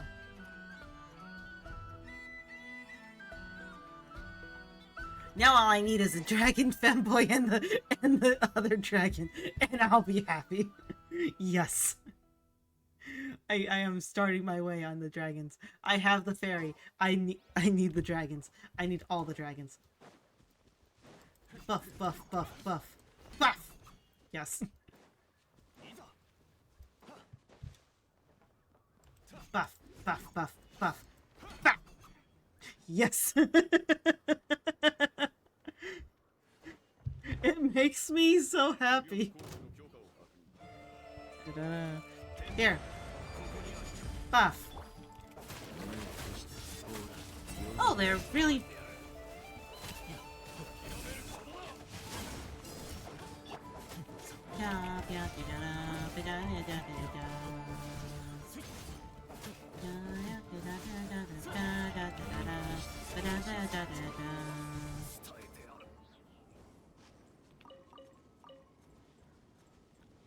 So, how do I get the shield?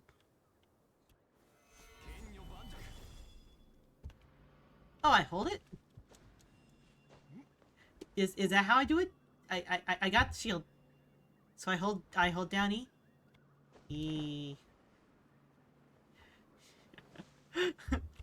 It's just a giant pillar now.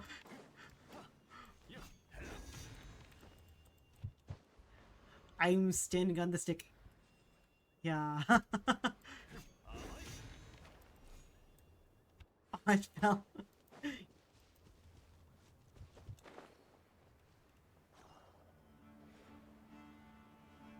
Yeah, boink. Yeah.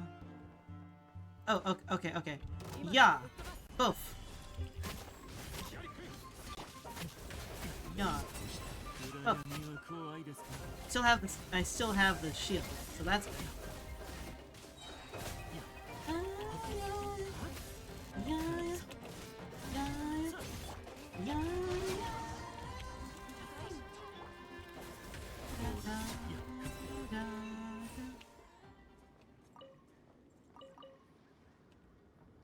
Right?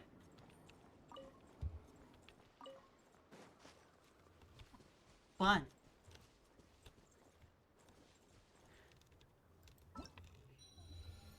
Wait, so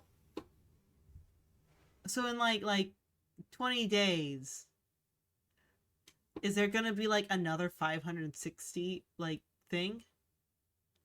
Oh, that'd be cool, right? I need to try out the test run, but I feel like that's just wasting time for the stream. I'm so happy I got Zhongli. I got Zhongli, guys. I got Zhongli. I got the Zhongli.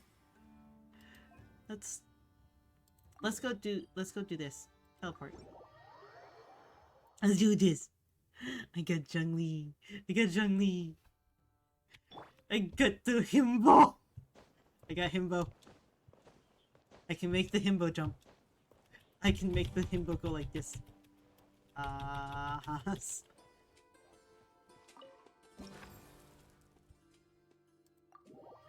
Let's go. Let's go do the thingy, my puppy.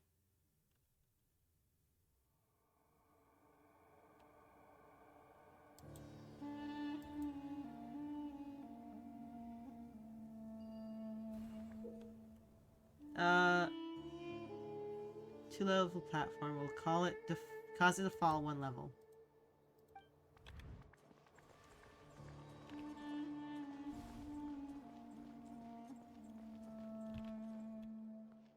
T.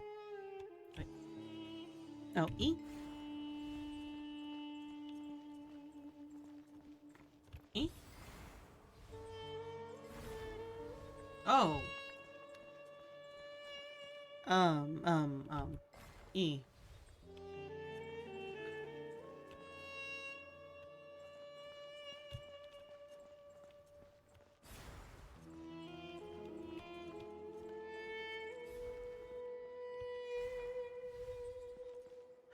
Oh.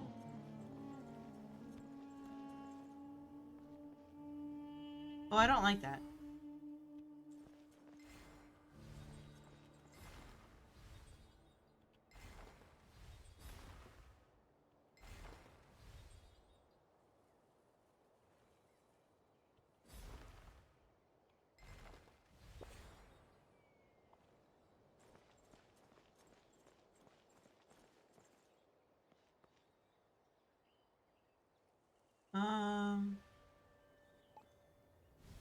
Um, but I don't want that.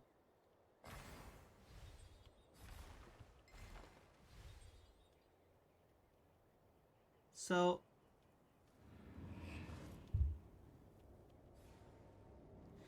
so, what the?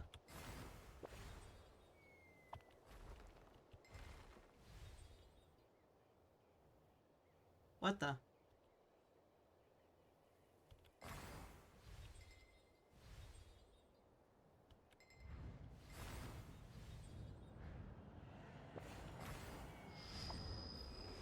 No! Darn it. It's like lemmings. Dope. No. Don't. Don't. No. Okay. So. Boink. Boop. Boop. Boop. Boop.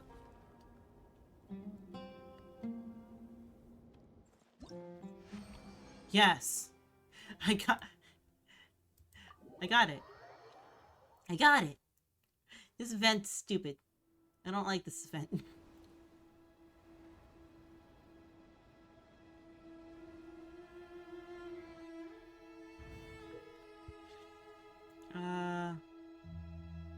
Try using miraculous immovability.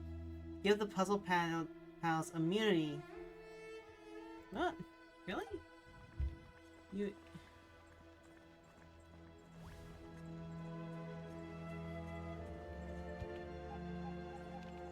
Eh?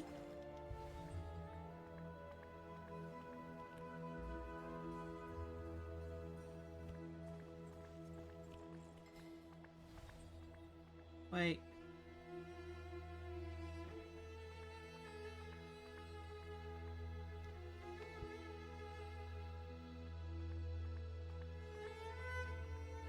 No.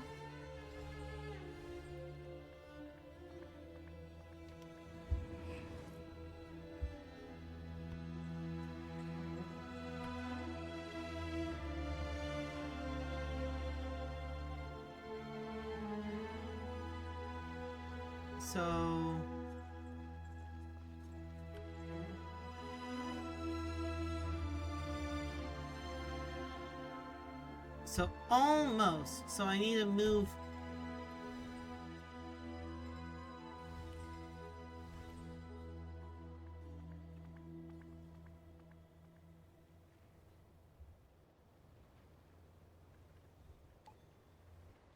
And that. Oh.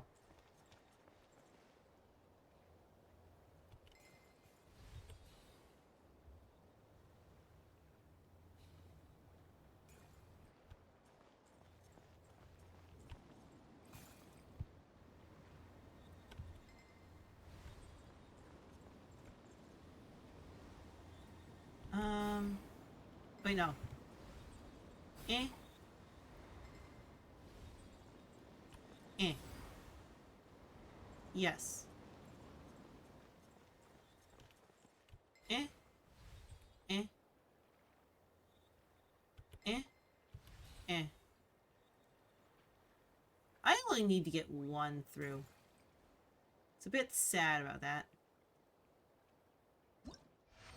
But I got it! Yeah. Next. Not better than the, other ones. The fighting one, specifically. I don't know if I'm gonna be able to finish this because of all the, it was being impossible with the fighting ones.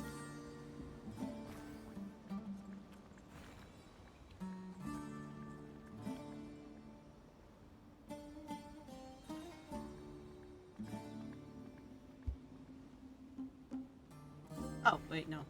Yes.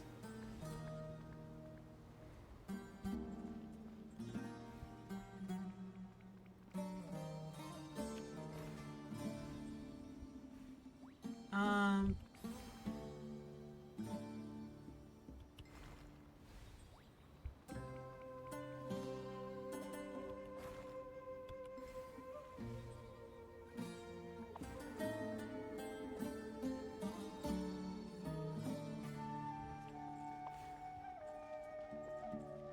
Let's...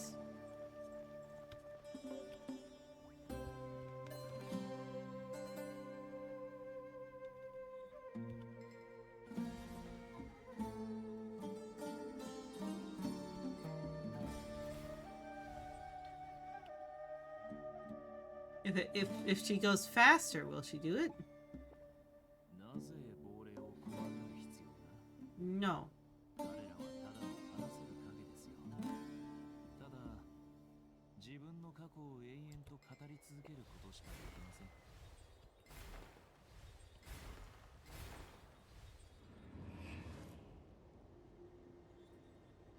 I doing?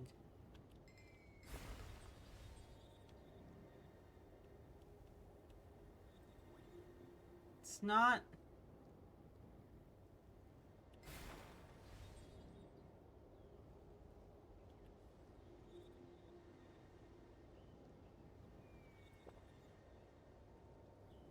I can't raise it and get it going faster. There's two...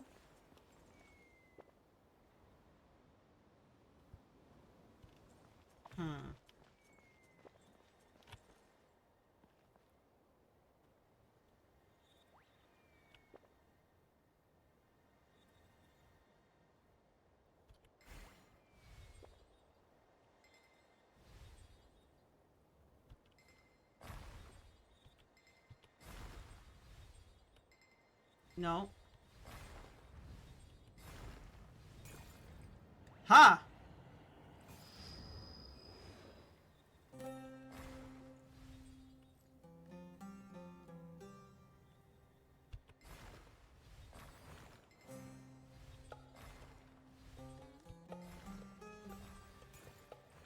Yeah. Yeah. Did it. That took a little bit longer. Okay. Okay. Okay. Yeah.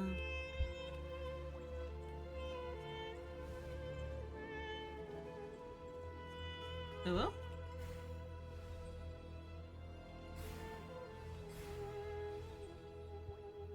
No.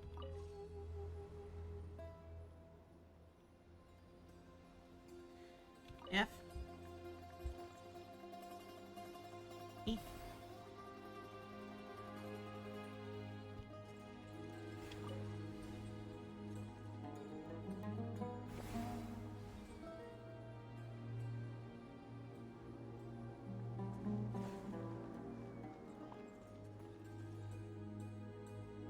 Oh, I need...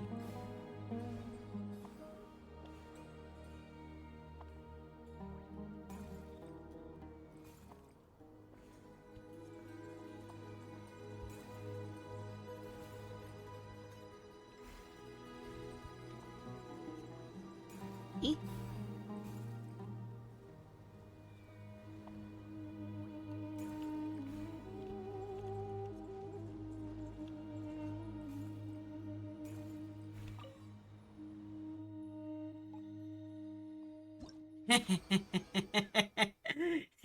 A minute. A minute and a half. Yes. Yes. I did it. I already did this one. I was gloating too much. No. Abandon. Exit. I did it, right? No? Yeah? Yeah? Yeah? Did I do it? I think I did it.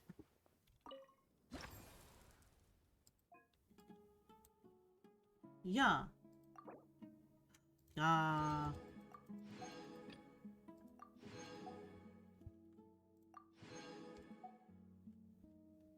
Yeah, look at all of them.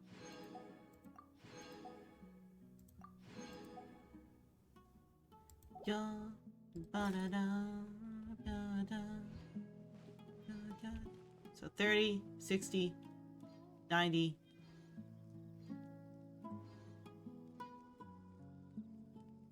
120?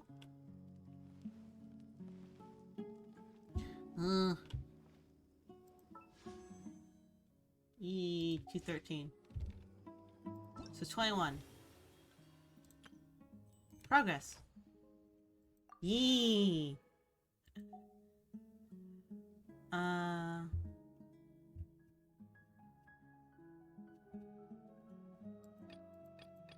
I get Coley after, like, I get another Coley after this, right?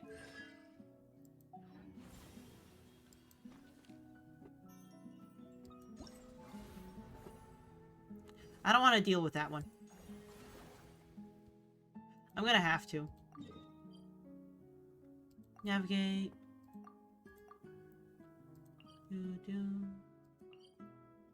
Teleport. Yeah. No, my coffee's gone. My coffee's gone.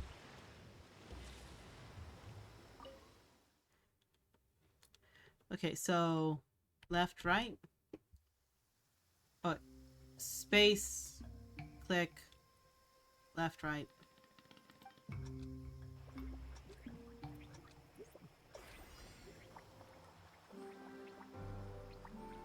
E.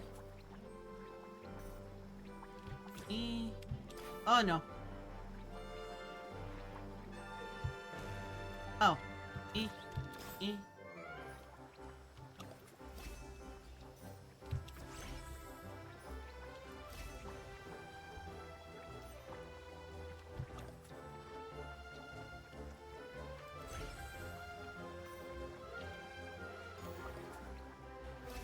Oh, no. It. I'm messing up. No, I messed up big. No. No. Try again. I didn't get all the coins. I didn't get all the coins. No, I don't like this. Good job, yeah. Yeah, yeah. Yeah. Yeah. Yeah. Yeah. Yeah. Yeah. Yeah. Yeah. Yeah. Oh. Got it. Yeah. Yeah. No. Yeah.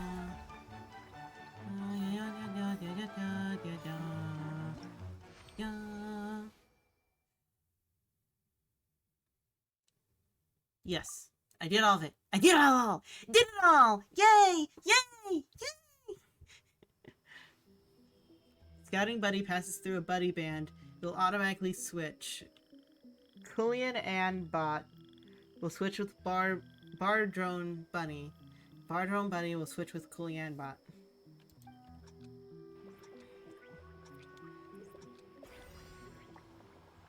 Yeah. Oh, oops.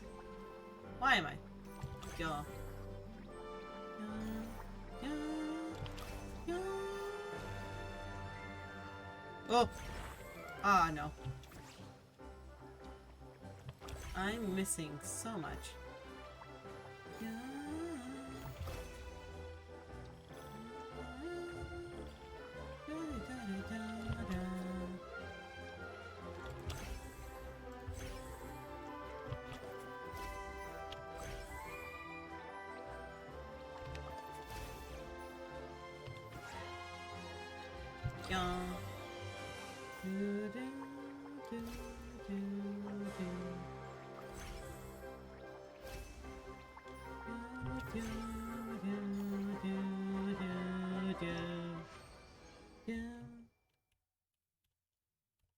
No, no, I was 1 second over.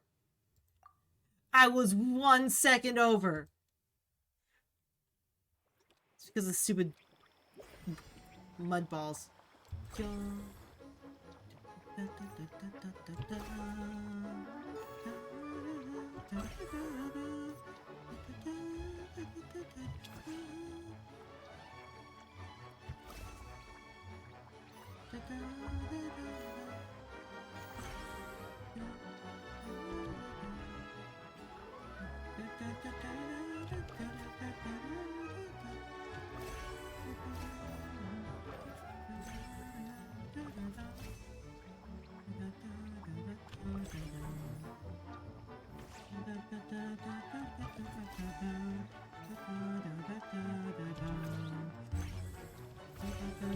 Oh, no, no, no!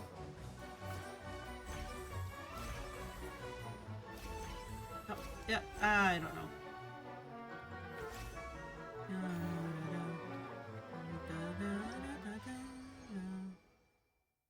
Okay, good. 1 second under. Was 1 second above before, now it's 1 second under. Yay! Next challenge. Oh. Don't know if I want a next challenge.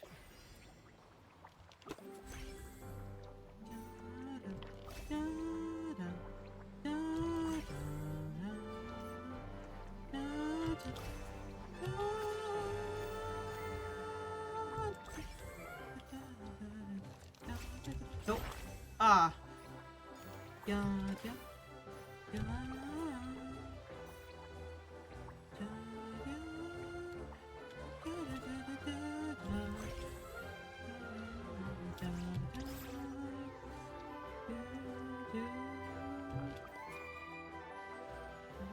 Oh, no. Darn it.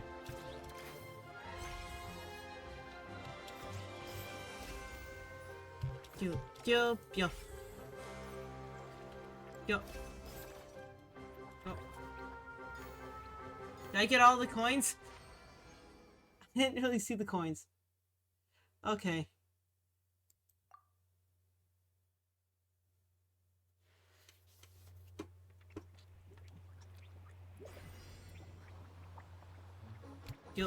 Yo. No.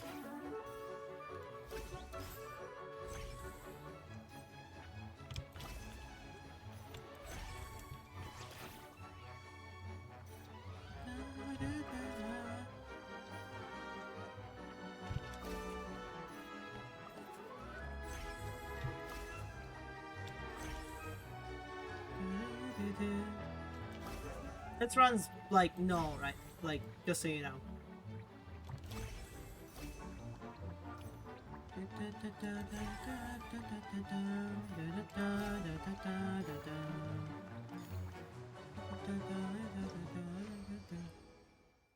Wait, it I thought I missed that coin. Did I not miss the coin?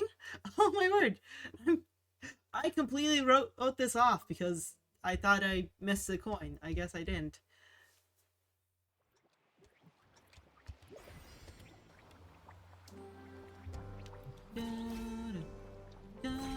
Nope. Nope. I was pushing D.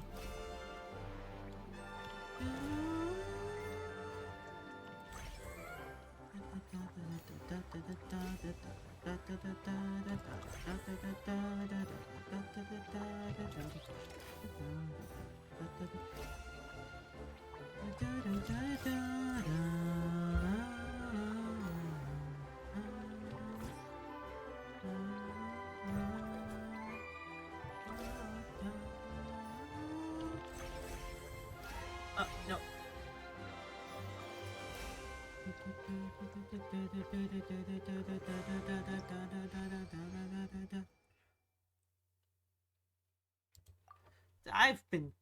I don't get it. I don't get it. I was doing so crappy on these.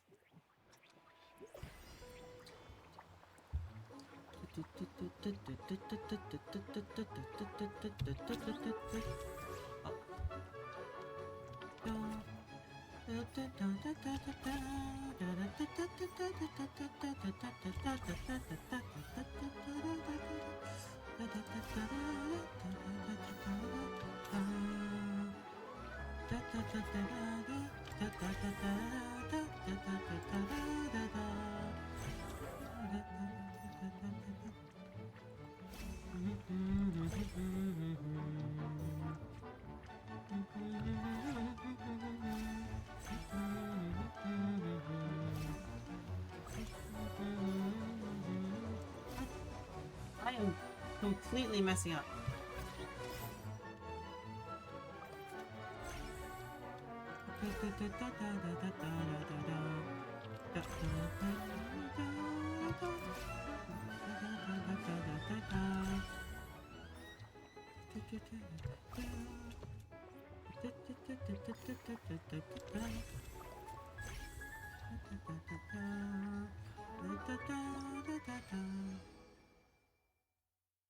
I am surprised.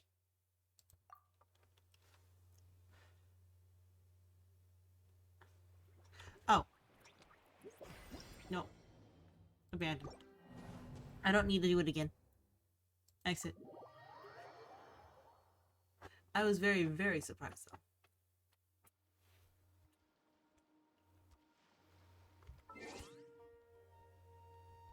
I'm so glad that I don't have as many people like asking to join my world. I like playing this game as a single player game.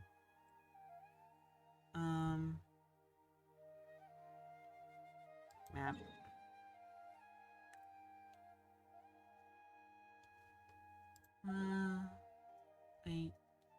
Wait, what do I want to do?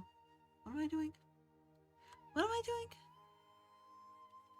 Other than being happy that I get to play Genshin alone.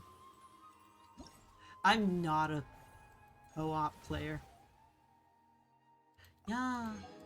Yeah, yeah. Yeah, yeah, yeah. Yeah. Yeah. Yeah. It's probably really, really freaking sad that I prefer not interacting.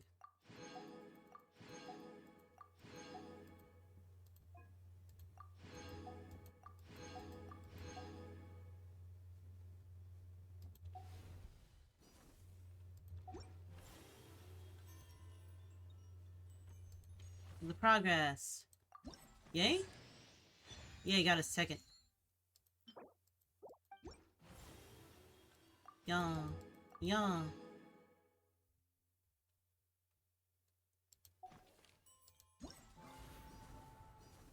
No. We'll investigate the mystery. Go to quest. Navigate. Yes. Teleport. Yeah. Yeah. It's 2.5 hours already. I should stop. There's a lot of things. What's going on with this? Well, that's I already know what's going on there. This complete 10 domain challenges. Yeah. Yeah.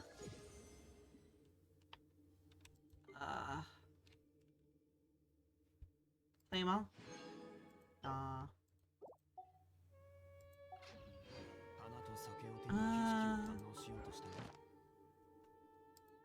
Play them all. Guide. I got another one.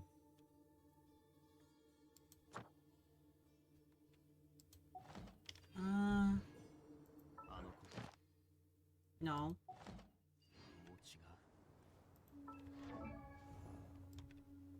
Oh yeah, Cully needs to do her constellation. Yeah. Yeah.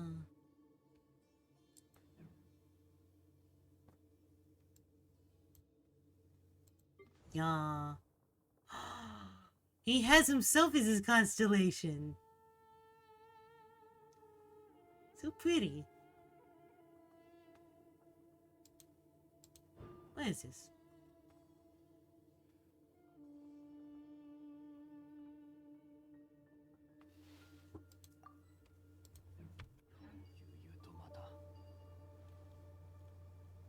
He's just staring off into space.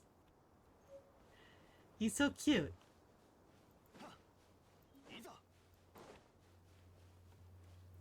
Yeah.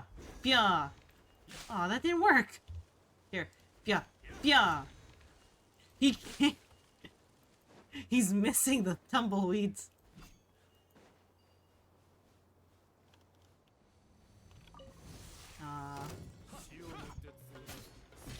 Yeah. Yeah. No. No. I should have known better. Should have freaking known better. Rex Lapis is dead.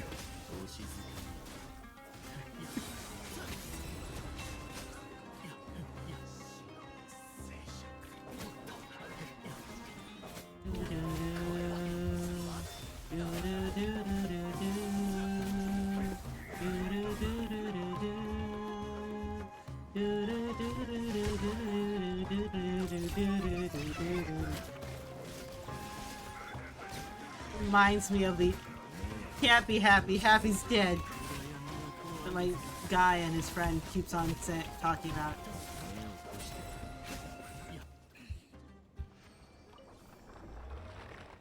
I think it was some OC or like, not OC, but like some, I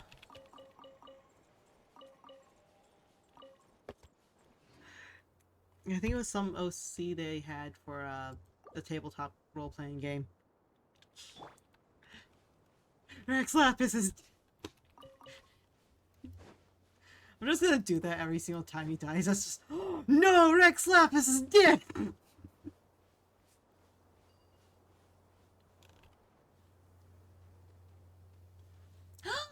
Adorable! Yeah! Looking at the map, we should be getting close. Speaking of which, the closer we get, the more Paimon's heart feels like it's beating out of her chest. Must be jitters of excitement. Excitement. Yeah, sure. That's it. Oh, look! It's Tignari and the others. Everyone's here bright and early. Must have set out last night. Yeah, the desert's pretty harsh. The desert's a pretty harsh environment. Better to travel at night and beat the heat.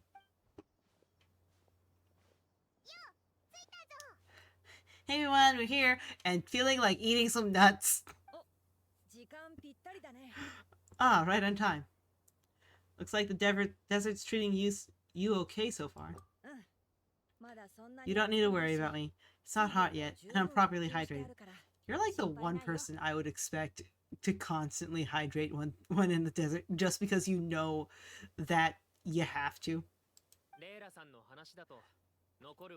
Just purely off the, okay, I'm gonna bring all the water I could possibly carry because we're gonna be in a desert, and I know that you have to drink water in the desert. Alright, so we're just waiting on the two people Miss Layla mentioned, and then we'll be set. What about Dajir?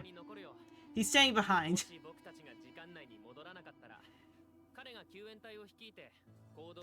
Well, Dajir, just make sure you don't smack any tumbleweeds. They have nuts in them, and you don't want to be eating nuts.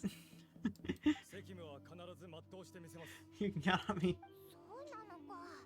Nice, you thought of everything. Oh, and Cyrus said he'll be in Aru village, so he's also available if we need help. Amazing! Having people to watch our back makes Paimon a lot less nervous. Did you get a good night's sleep, Layla? Yeah, I did. After hearing about what happened, my advisor gave me some time off to rest, so my studies are on hold for now. Then, does your advisor know you're back in the desert to investigate? Yes, but I was only allowed to come after I mentioned the General Mahatmatra would be there too. Yeah, he knows. I told him that the General was gonna be here, so he's okay with it. This kind of reputation you have there, Sino. Hmm? Yeah. Something wrong? You haven't said a word this whole time. Are you in a bad mood or something? No. Being skilled with words also means being a good listener. I'm just reflecting on what you're saying. Ah, Alhaitham, Keva. Huh, over here.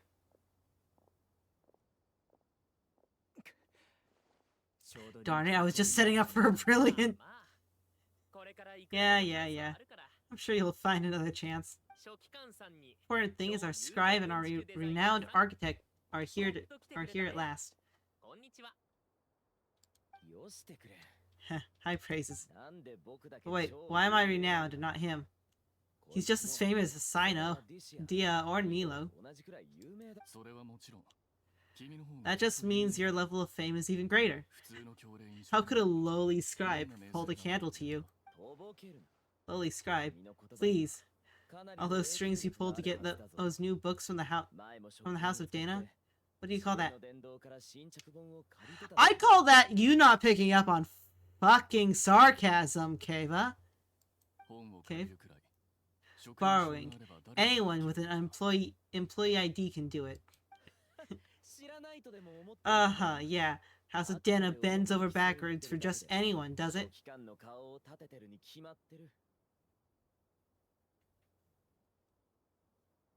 Library card! Send a report to Lesser Lord Kusanali then. Let her know that someone at the academia is abusing their position. Hey, I never said abusing. Impressive verbal sparring as always. Beep boop, beep boop.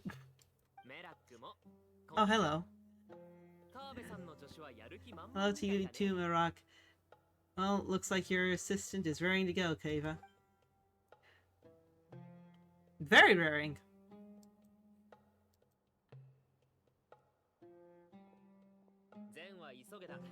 So, I say we get this show on the road. No sense in delaying the inevitable. Yep, let me scout ahead. No need, we're in this together, remember? No, I want to scout ahead. Screw you. Screw you, I want to scout ahead. I don't want to go ahead, I want to look at all the things. Is there... This is the entrance, yeah? Yes. Perfect. Then if we're all set, let's get moving. Heading into the sands. Yum. Part 2, and we're finally going in.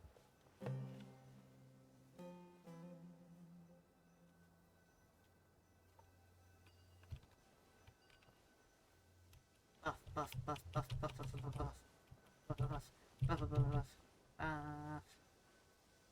Duff.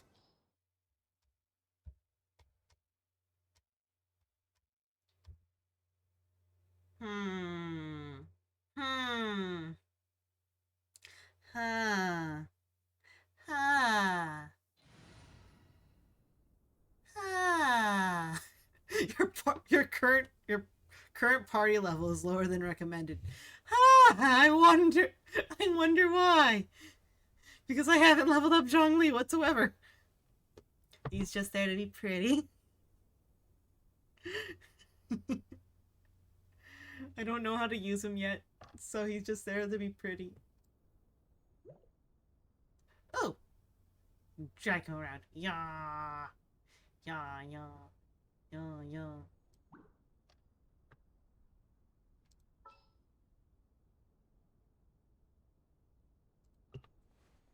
Yeah. Kitty girl. Auto ad. Yes. Confirm.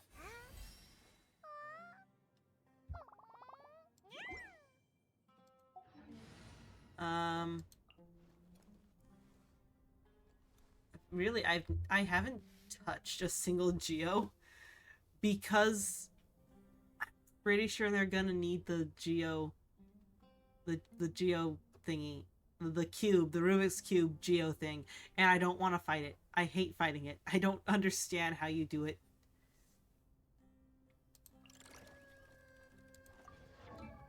Level up. Auto ad. No.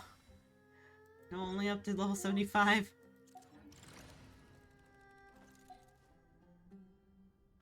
I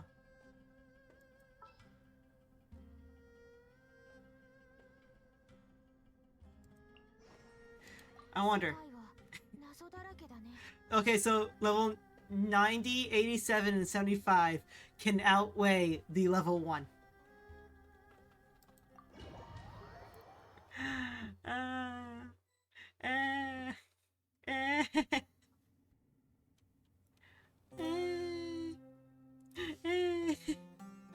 I'm just so happy to have him. I'm just like, you're coming along with me. I don't care if you get hit in the head by the low lying bars.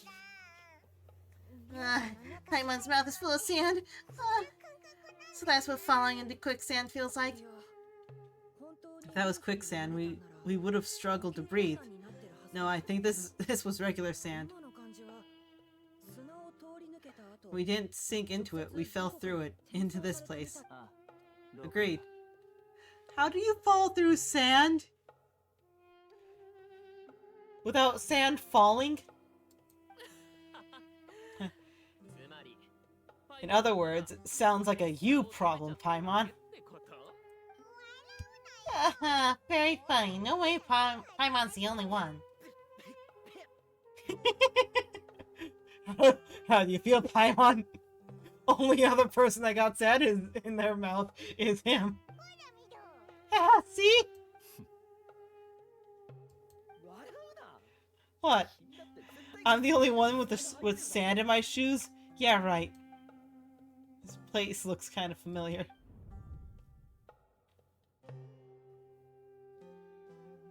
That's the Thoth thing.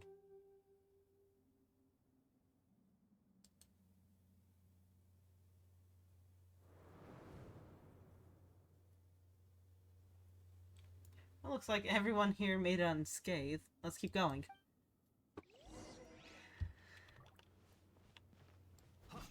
Yeah, yeah, yeah, yeah, yeah, yeah, yeah, yeah, yeah.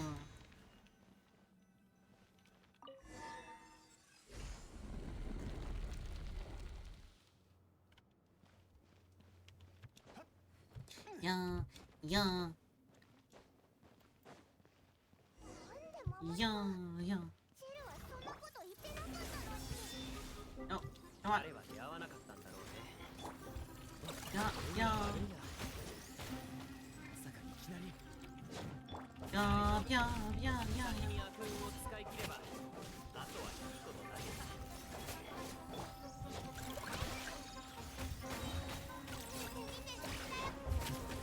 There we go.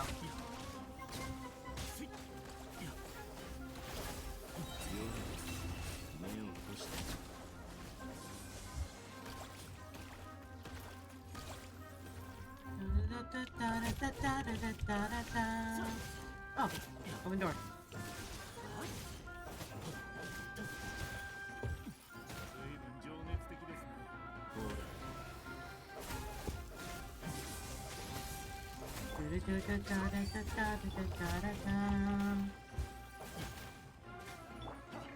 Nope.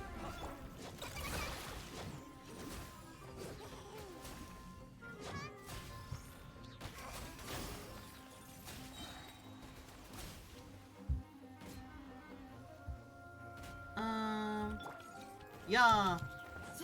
Fuck.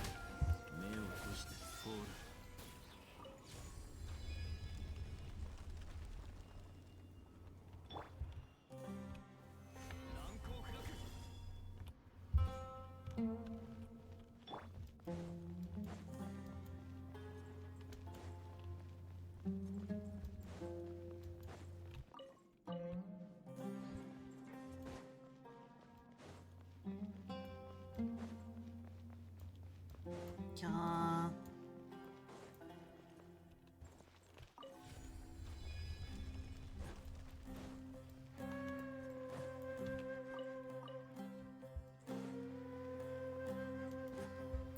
Yeah.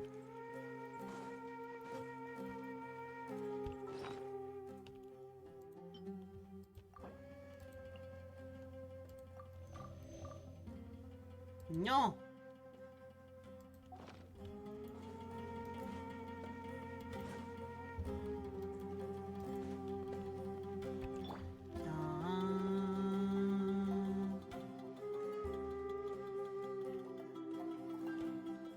Yeah. According to the other Layla, there should be a door nearby with a strange device in front of it. Ah, there it is. Door is shut and the device seems to be out of energy. In that case, it should be disabled. Good, at least we won't fall into the same trap. I should probably remind everyone not to touch anything. Don't run around touching everything. It goes without saying. Fair point. Here's just one problem, though. The only way forward is through that door. Oh, is this time to hunt for a key? Paimon loves this part. Don't worry. With our adventuring experience, we'll find it no problem. Let's get searching. Time to touch that thing. Touch a thing, touch a thing, touch a thing, touch a thing, touch a thing. Wait.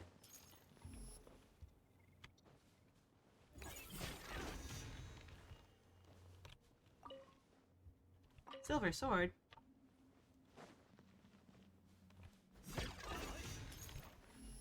Beep.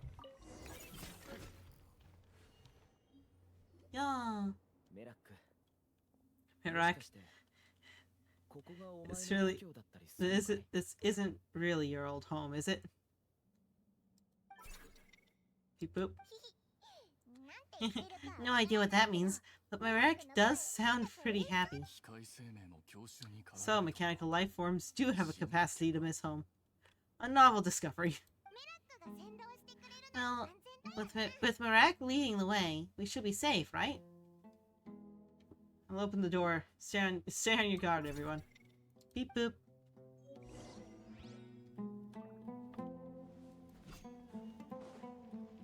Oof.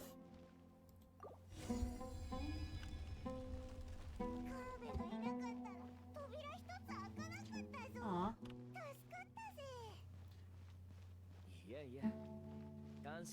Thank Merak instead. Yeah. Yeah.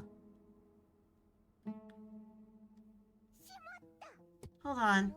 At this rate, Paimon's gonna lose her title as best guide to a mechanical suitcase.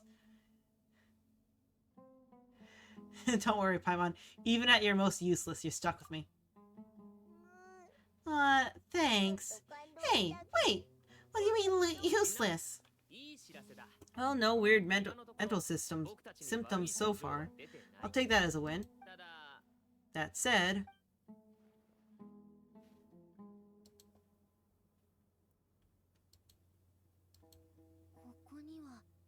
there are 3 doors here. So we split up, divide and conquer. Otherwise, this whole thing is in ruins. Ah, no pun intended. On that last part, I swear. Yeah, that might be our best option.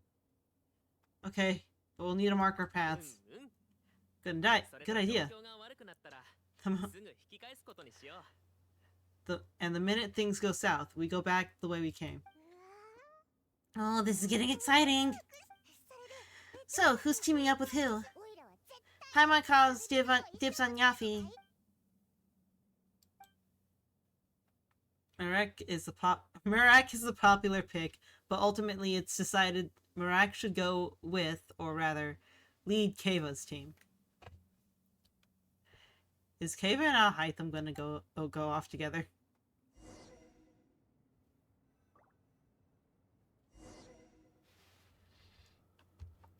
Oh. Ooh. Fluff. Fluff, fluff, fluff, fluff. Fluff, fluff, fluff, fluff. Oh, he runs away. Eek. Ooh, pretty. Fluff. Yo. Yeah, yeah, yeah. Yeah. Biff. Ah, ah, ah. Biff.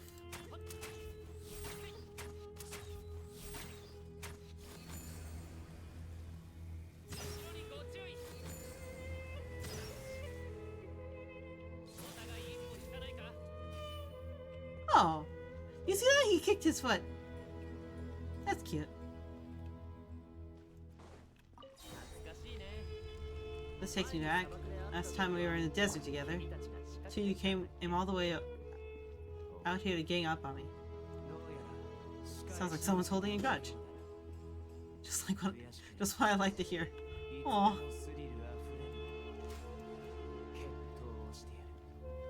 Look at Tignari's tail. Look at Tignari's tail. Oh my word! Go woof woof woof woof woof. This chamber's huge. Can't even imagine what it's used for. Oh. What's wrong? Seems to have stepped on some kind of stone slab. Oh, there's a pattern on this. It's hard to make out with all the dust. Hmm? Look, the shape seems to match the markings on the ground over there. Let's slot it in and see. Oh, that thing's massive! Goes to show men! We have a match. Looks like we'll need to find the other 3 broken slabs. Men! First thought, okay, let's go pick this up and move it. That thing has to be like a... I don't know. That thing cannot weigh so little. What are they gonna do with this part? Search the area, but be careful where you step.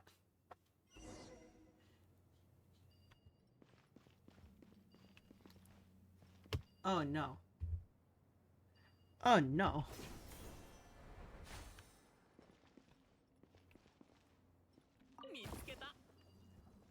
Watch out. The edges are kind of sharp.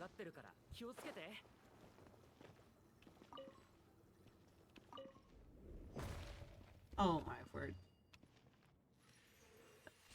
No.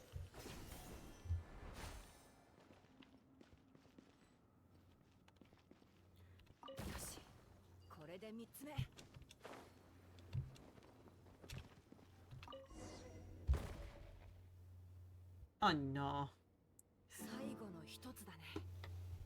We just need one more. Meow. Meow. Meow. Look, a cat. Could it be the same one Dejir mentioned? I don't think we need to worry about startling him. Doesn't seem to be afraid of people. Yeah, if anything, seems he wants us to follow. Cat. Cat. Cat. Cat. Look at Tignari's freaking tail. Boink. Boink. Hello. Buff.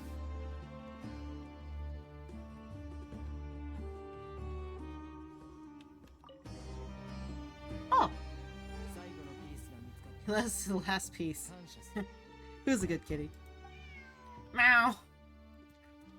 Meow! Meow! I never thought you'd hear... I never thought I'd hear you say something like that. Well, yeah, because who's a good kitty is kind of something you say in bed with a woman.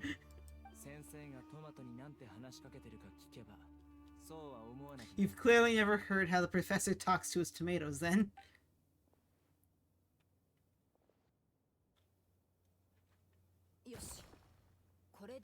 Alright. Well. Now that's that. Now we need to figure out how to get rid of all this dust. Excuse me! It's still covered in dirt even after you've, like, picked it up?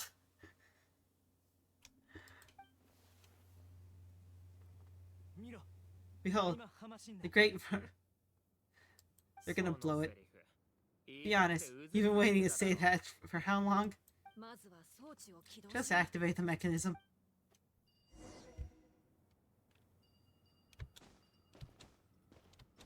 Look at his tail! Look at his tail! Oh, it goes everywhere. And the things. How do I activate?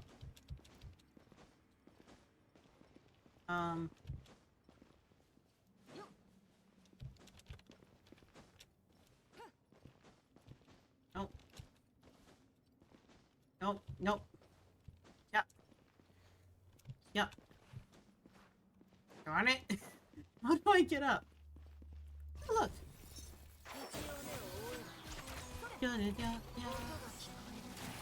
E.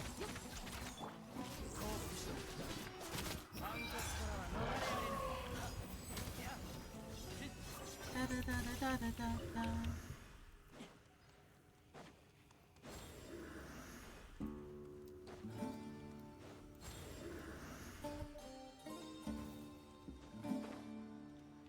Yay? No. Okay, so how do I activate it?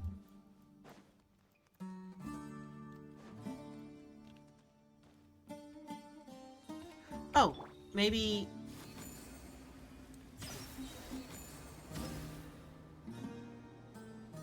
Yeah. Yeah. Yeah. Yeah. Huh, it worked. It's a picture of 3 Hermanubuses? That can't be right. The ears aren't vertical. Oh, true. And the looks fall short. My hat is much better looking.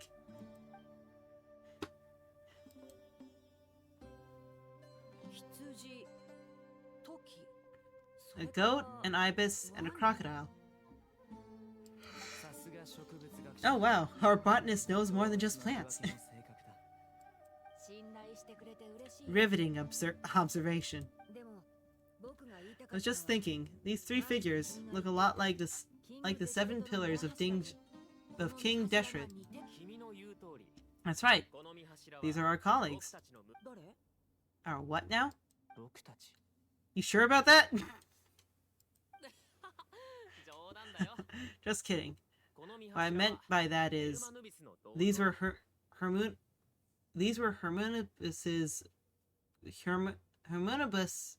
colleagues back then. The middle one, is the Goat King, Hirschaf, Minister of Ministers, the god of Amun's trusted chancellor. Records say that he was the deputy king of the desert sands, chief among the 7 pillars. Someone even more impressive than Hermanubis.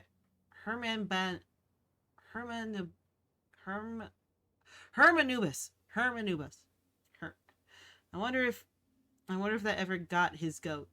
Oh no. Sorry, I couldn't resist.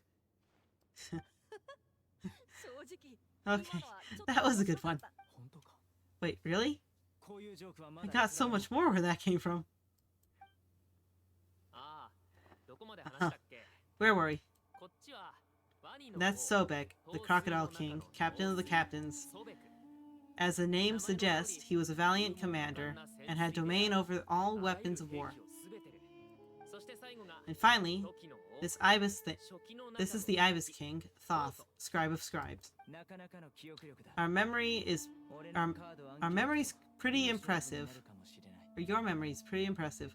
I bet you're almost as good as me at memorizing cards. A scribe? Did he manage archives then, like Al-Haytham? Wait, that's all Al-Haytham does? I never knew being an academia scribe was such a cushy job. Well, that's how his friends put it anyway.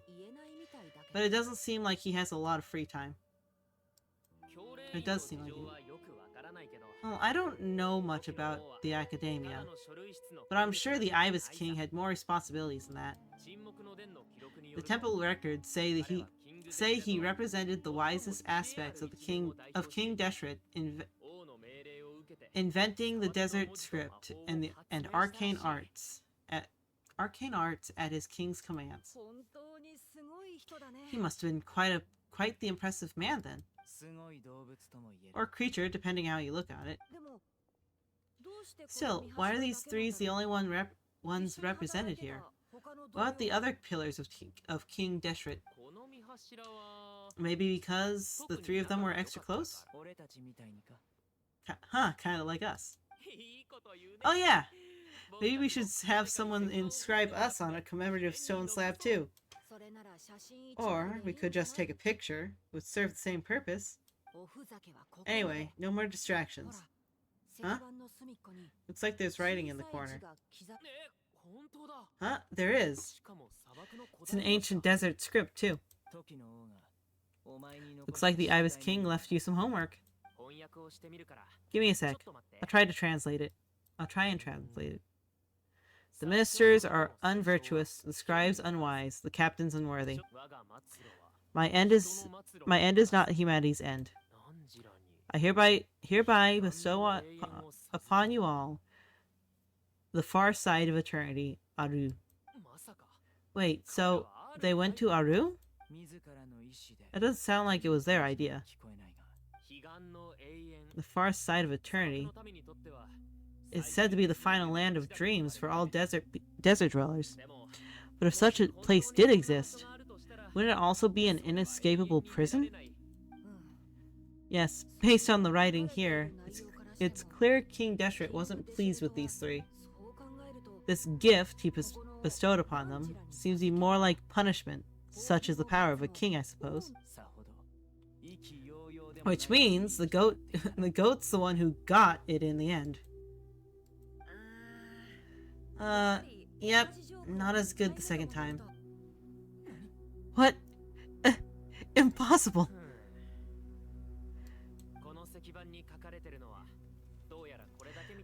Well, looks like that's all we can learn here.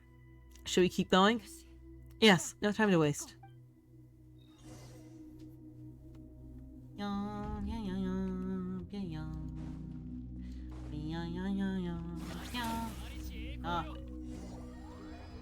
A little earlier in the different part of the ruins, I just used the alt and just immediately it leaves.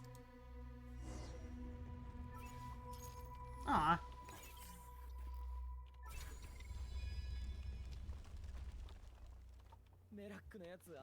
Jeez, who knew a suitcase could be so fast? Mark is nothing like this when it comes to housework. Scout's job is to take the lead. Just let Morak figure it out. Easy for you to say. I'm the one doing the repairs if something happens.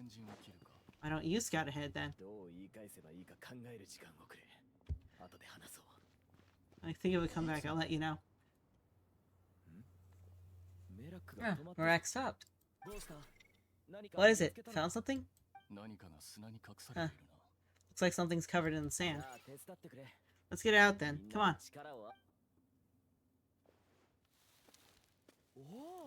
It's a stone slab. Good job, Morak. Beep, beep, beep, poop. Let's take a look. Looks like part of the picture goes over there.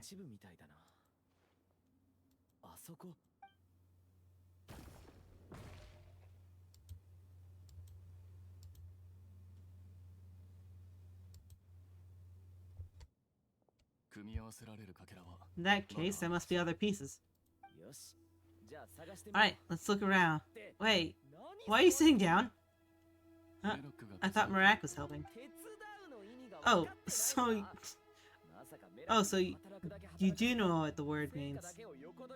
Great. Are we supposed to just sit back while Morak does all the work? No, I doubt you could do that. Exactly. But I can. I feel like they're more frenemies than any kind of like, ooh, beep boop. See?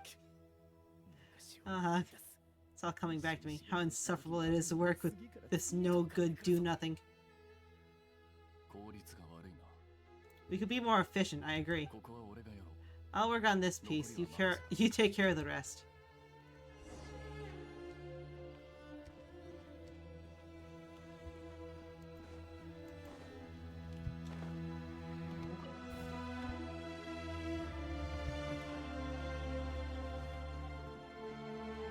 Wait.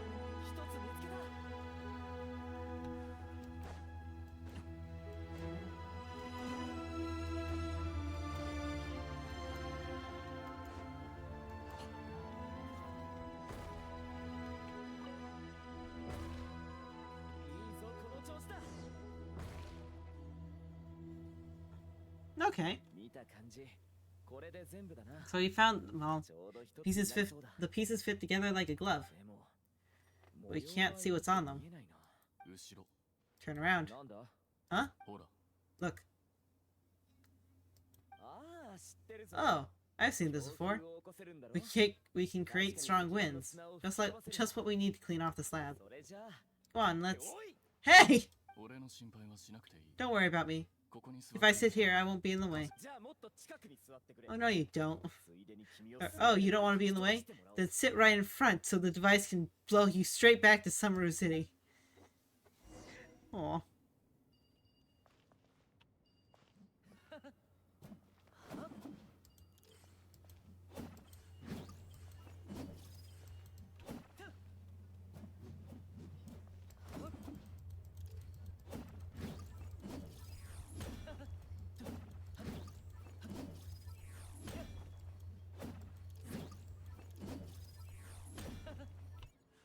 Sorry.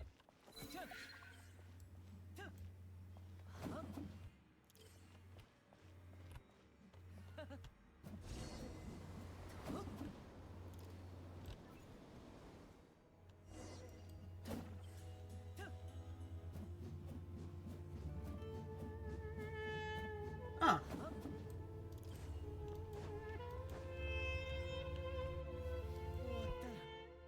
God. Huh. That's one big cat. This is a shattered crown. I think it's depicting some kind of story. Look, there's writing too. The Ibis King answered the young noble, granting him the wisdom he sought. But the fragile crown was shattered by lies in the end. Here I leave the name Gudars. Gudars? I've seen that name in a history book before. He was a young noble who sought to save his realm, and a king who once united the desert. That's right, although his methods were rather shameful. During his long reign, he betrayed his family and the nobles who supported him, only realizing the error of his ways after his enemies left him nowhere to turn. But by then, it was too late. Seems like a common occurrence across history. Different people, same mistakes. It's an inevitable pattern destined to repeat itself. Writing mentions the Ibis King, but a cat is depicted here. Does that mean... So far, what's depicted on the slab seems true to history. In which case, this cat is either a proxy of the Ibis King, or a manifestation of said king himself. Exaggeration is a common method ancient records used to highlight a being of higher status. And as we know, Lila and Dajir both heard sounds of a cat while escaping the ruin. You're saying the Ibis King, one of the legendary 7 pillars of King Deshret, is here, still helping those in need? I'm saying we can't rule it out. Hmm? Meow. Wait, there it is, the cat. Meow.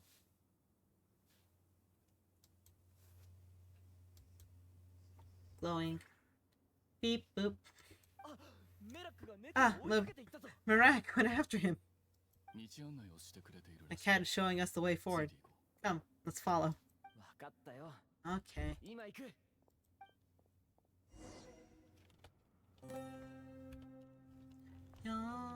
Yeah.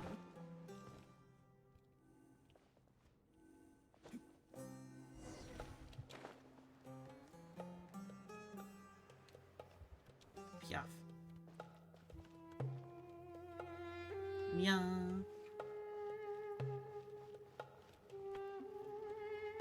Okay. Oh. Huh? The cat's gone. Yes, but look where he led us. Oh. Now this slab. Looks similar to the last one.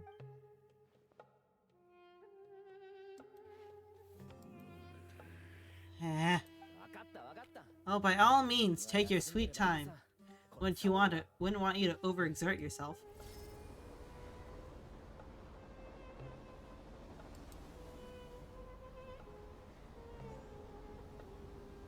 It looks different.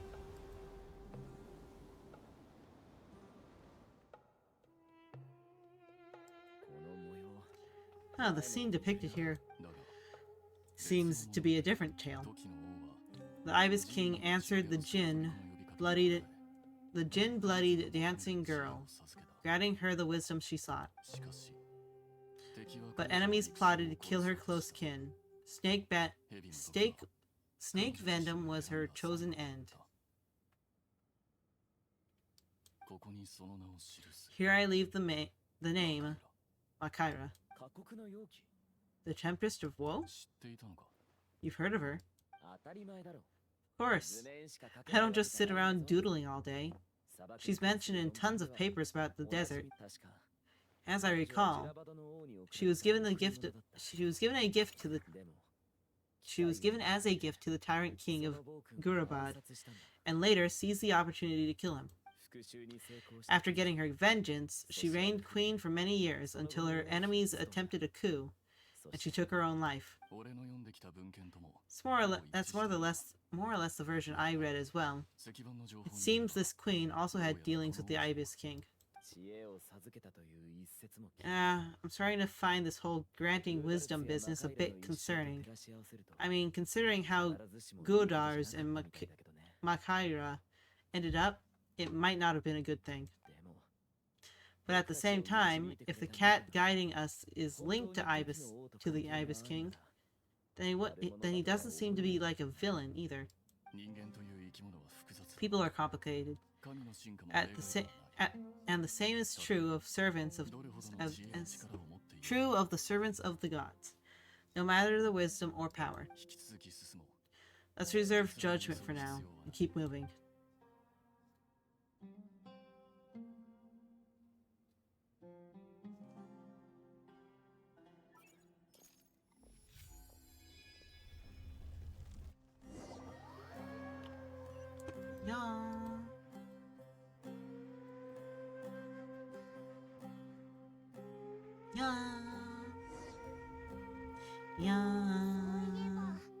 Oh, Paimon meant to ask earlier. Have your memories come back, Lila? No, sorry. To be honest, nothing about this experience feels familiar. Besides, my focus is the stars, so I don't spend a lot of time exploring ancient ruins. Guess that makes us the senior researchers in this scenario. Stick close, alright, Layla? Oh, okay.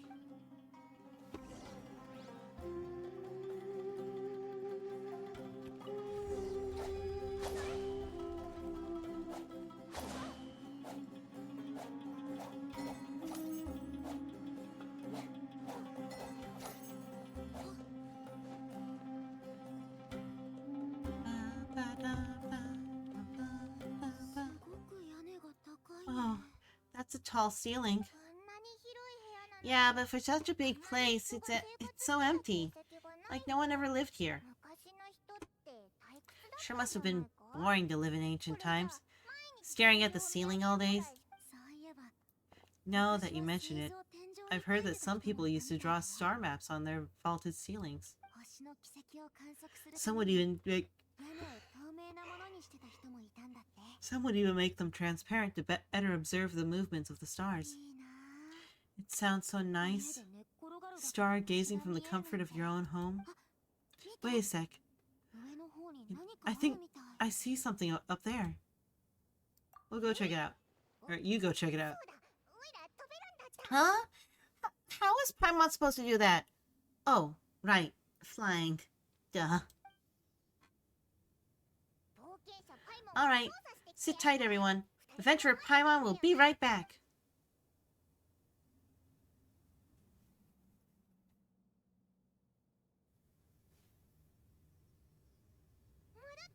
Okay. So, there's nothing super special up there. Just a couple of shelves, tables, and jars and scrolls. A whole bunch of dust, dirt, and sand. You really want to search through all that stuff? The more dirt, the better the treasure. Well, when you put it that way. Come on, let's see what we've got. Paimon's hoping for something super valuable. It's a little high up, so be careful. Thanks. I'll stick close.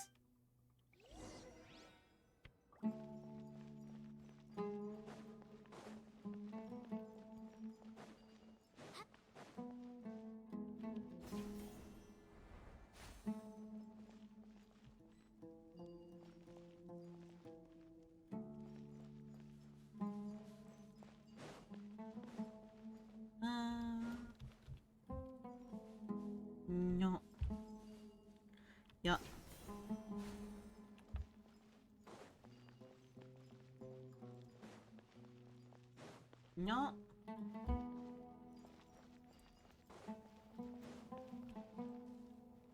Oh. Yo, yo. Yo, yo. Yo.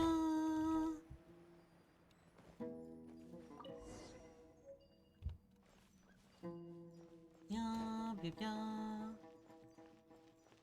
yeah, yeah, yeah, yeah, yeah, yeah, yeah, yeah. Uh, yeah, yeah, yeah, yeah, yeah, yeah, yeah, yeah, yeah, yeah, yeah, yeah, yeah, yeah, yeah, yeah. I think that's everything. Most of the documents are in the ancient desert script, except these ones. These seem old as well, but the handwriting makes them stand out. There are dates on them. Right, let's arrange them in chronological order before we read through them.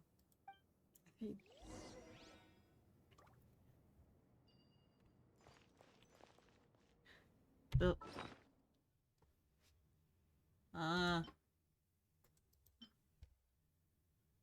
Craft. Read. As luck would have it, a previously unrecorded ruin came upon me by chance.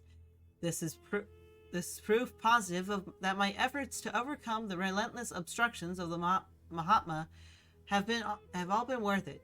The Academia's aversion to the desert has grown to comedic proportions. The unknown is our playground, while Akasha shackles us. And those who hide behind shackles, what is it exactly they fear? I won't be leaving this place anytime soon. I've discovered a number of sites worth exploring, and it would be remiss of me not to seize this opportunity. It won't be easy to tell day from night since I'm cut off from the outside world. But if I'm to avoid losing myself in the unknown, I must not forget to mark the passage of time. Recorded the morning of the 10th of May. That senior scholar fell and hurt himself, typical of someone from Ratwustis, always gazing skyward, and never at their feet.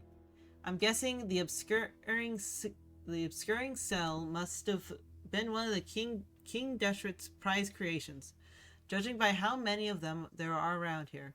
Thankfully, the injury was limited to a few scrapes and a mild dislocation. After I popped the bone back into place, I had him lie down and rest. This whole thing will set us back a while, but perhaps it's not such a bad thing. For those like him who lack the skills, doing nothing might be the best contribution they can make. As I was treating him, he brought up that tired old topic, asking me to join the Darshan. Once more, I firmly refused. Mediocre students find safety in confining themselves to a single field. But what good is that? What good would that do me? It's only been a few days, but I've already made significant progress. There are numerous writings here about the 7 pillars, each one captivating and exciting in its depth and detail. Now that the senior is no longer holding me back, I can finally work at a faster pace. Morning of the 13th of May. The appearance of the Ibis King was a pleasant surprise, though not as pleasant as one might expect. He's a skilled storyteller, but he lost steam once it's clear his listeners aren't fooled. That said, there are elements of his tales worth investigating and verifying. Although he did point out the exit route, in his current state, he can't really intervene, and I can tell he's putting on a front, and isn't all that friendly towards me. But that's typical of people who care about their status. Since I need a bit more time, given how big this place is, I suppose we'll have to put up with each other a little while longer. Besides, isn't mutual dislike a positive emotion in those who can't get along? In addition, saving that senior was definitely the correct decision. Oh, I nearly forgot. Recorded on the noon of the 16th of May. My supplies have run out. Unless I wish to die here, I will have to leave this place. I still refuse to accept anything from Thoth. People like him who only talk benefits and never mention the cost are a dime a dozen. Are a dime a dozen at the Grand Bazaar. Of course, for anyone after me who falls for the temptations he offers. Remember this at least. Do not trust the Ibis King. Recorded on the final day, Zandik.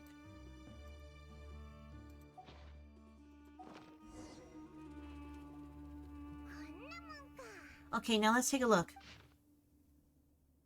I'm not reading that again. Some of these notes seems like these notes of someone who was trapped here. Maybe this person fell in by accident, like Mr. Dejir and me. Yeah, maybe. But they don't sound super worried about their situation. So either this person's an ace adventurer like Nyafi, or some kind of super optimist. An optimist, huh?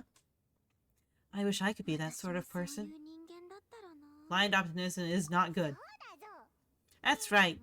You're detailed and passionate. Great qualities for an adventuring buddy. This optimist seems super obsessed with exploring every corner of this place. That could have gotten them in big trouble for all we know. Well, I appreciate the compliment. It's almost magical how words like that can make you feel like you can do anything.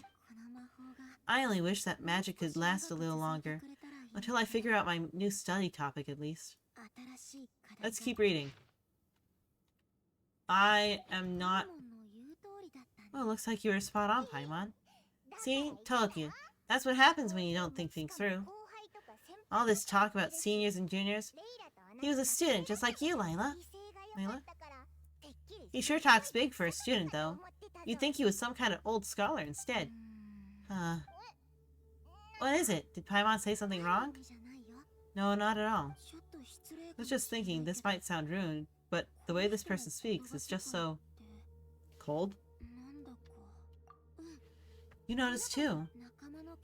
I mean, it's good he helped treat his companion's wounds, but it didn't seem like he was... didn't seem like it was out of kindness. More like he was looking out for his own self-interest, or thought he could get something out of it. I don't know. Maybe I'm reading too much into it. No, you're right. Yeah. If you're both in this dangerous situation together, wouldn't you mention them at least once? If it were Paimon, she'd write down the name of every single person she was with. No one would be able to get away. Well, you'd all be stuck there together, so... Actually, I find Paimon's approach quite sensible. Makes sense from a safety perspective, too. That way, if anyone came to the rescue, the notes would be able to tell them everything they needed to know. Whoa! That's genius-level thinking! Oh, well, I learned that from Madame Frozan. Actually, I'm not speaking from personal experience or anything. Very useful tip. Oh, no. I'm just a student. So, thank you, Teach. I'm just a student. It's fine. You taught us something you taught us something. So you're our teacher. Simple as that. Anyway, from the looks of things, the student who left these notes behind was pretty weird. Let's keep reading. Whoa, hang on, that's a lot of information. Everyone needs a moment to take this in. Ibis King? So this person actually meet the Ibis King here? Never talked about the Ibis King before. Sorry, who? Oh, so you've never heard the Ibis King. Strange. Jeez, not again. Stop teasing her, Traveler. You know she was asking about Nefer. Anyway, Nefer's, a friend of ours. She mentioned the Ibis King before, but not in much detail. Paimon handled that pretty well. She managed not to spill any of Nefert's secrets. Guess the boss of the curatorium has earned her respect and then some. Oh, I see.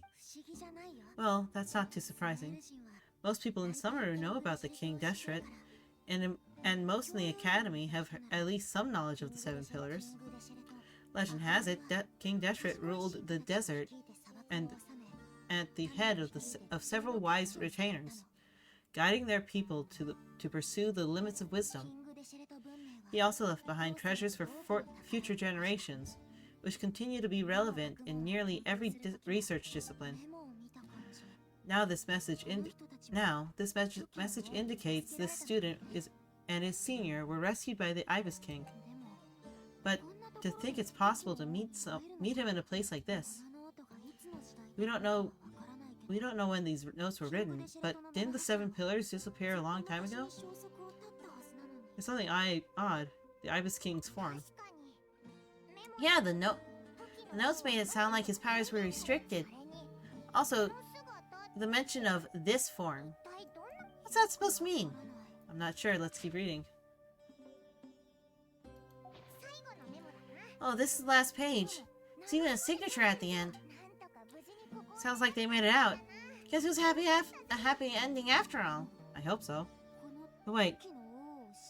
This says the Ibis King can't be trusted. Huh. Our Fred said something similar.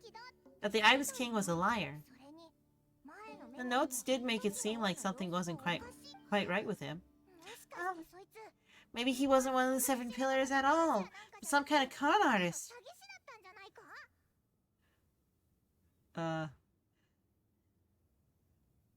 Paimon's words do not reflect the opinion of the group.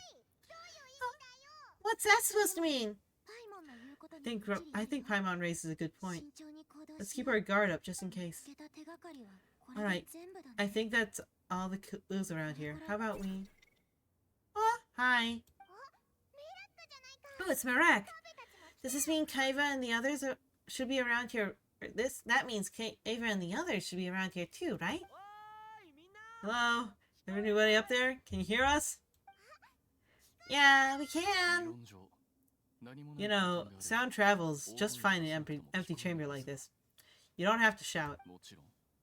Of course, if you're shouting to express excitement at being reunited, by all means, pretend I never said anything. Feeling like this is kind of exhausting. Come on, let's head back down.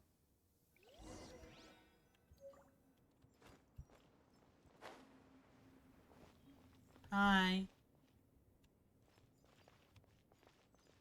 Hi. Hi. I like the artist.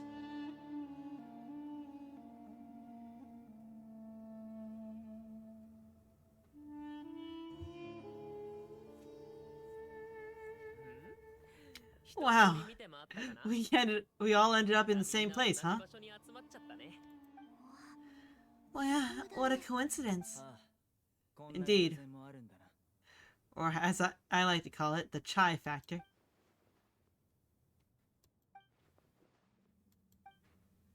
Gonna need some explaining on that. Huh? No reply? Just say it! Alright. Because the spice is so sweet to brew again. It's too sweet to brew again. Wait, because it's spice to sweet brew again? Spice to sweet brew again. It's nice to see you again, but that doesn't make sense. Also, now I want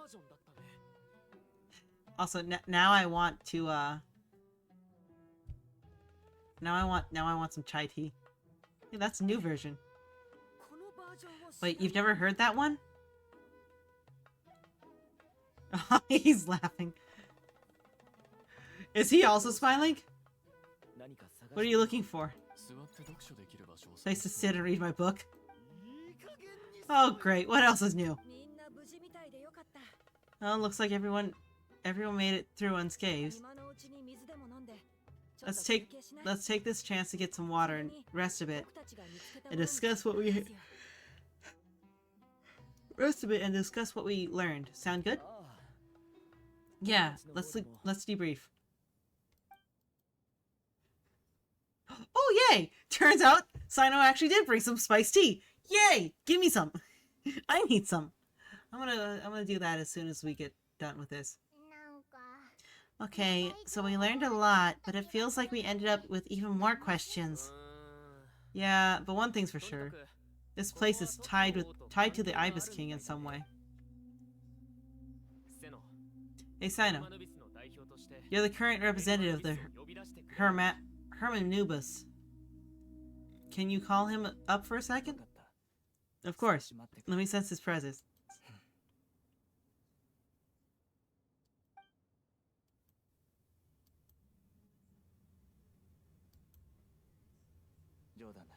Just kidding. I can't sense him at all.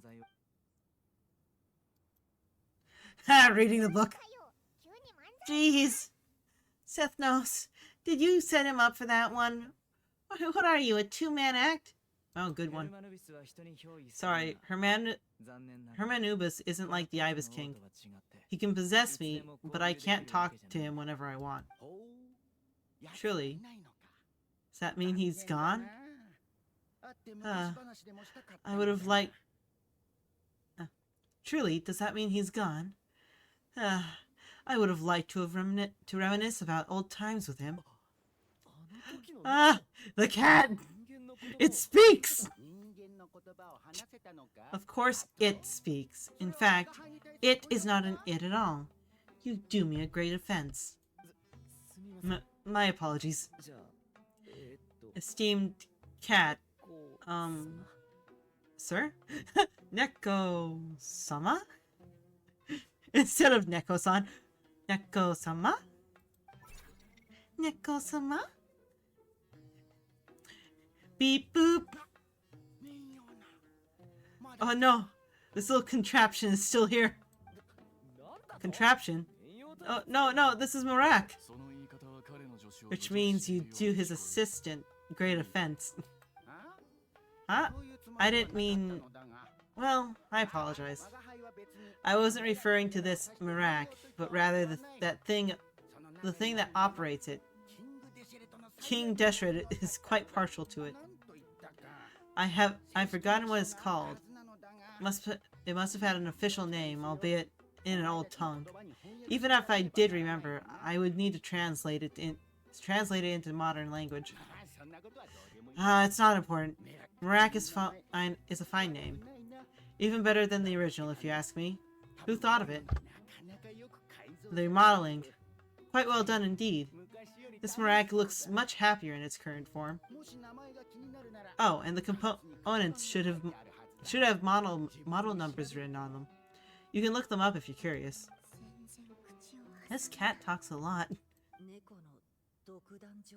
Quite the one-sided conversation. Is this what the Ibis King was like? He seems quite eloquent. Wonder if he plays cards. Aha, I knew Marak was a great name. Go me. Ha, I knew Marak was a great name. Go me! Let's see, what page was I on again? Should have brought a bookmark. Oh, this all went over Paimon's head.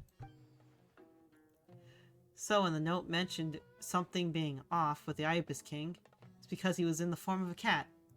Hello, Thoth. Hello, indeed. For you to know my name. Yes, I was not mistaken. You're special among your companions. But you are all guests. It's only proper to invite you in. Come then, this way.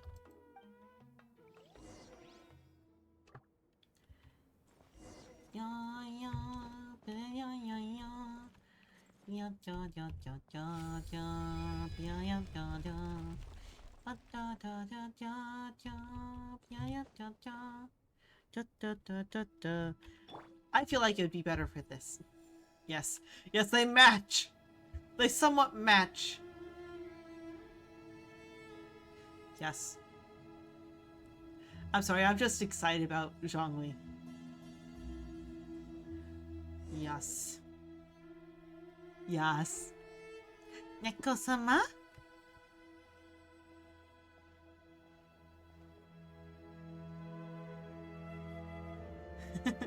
The cats and the little things.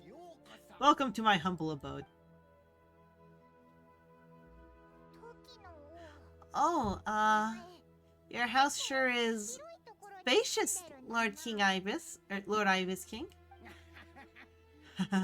I fear it's not quite what it used to be. In fact, it has long ceased to be my home at all. It belongs to the descendants of the cats I once raised. Such adorable creatures, aren't they? Take the one I'm borrowing here, for instance.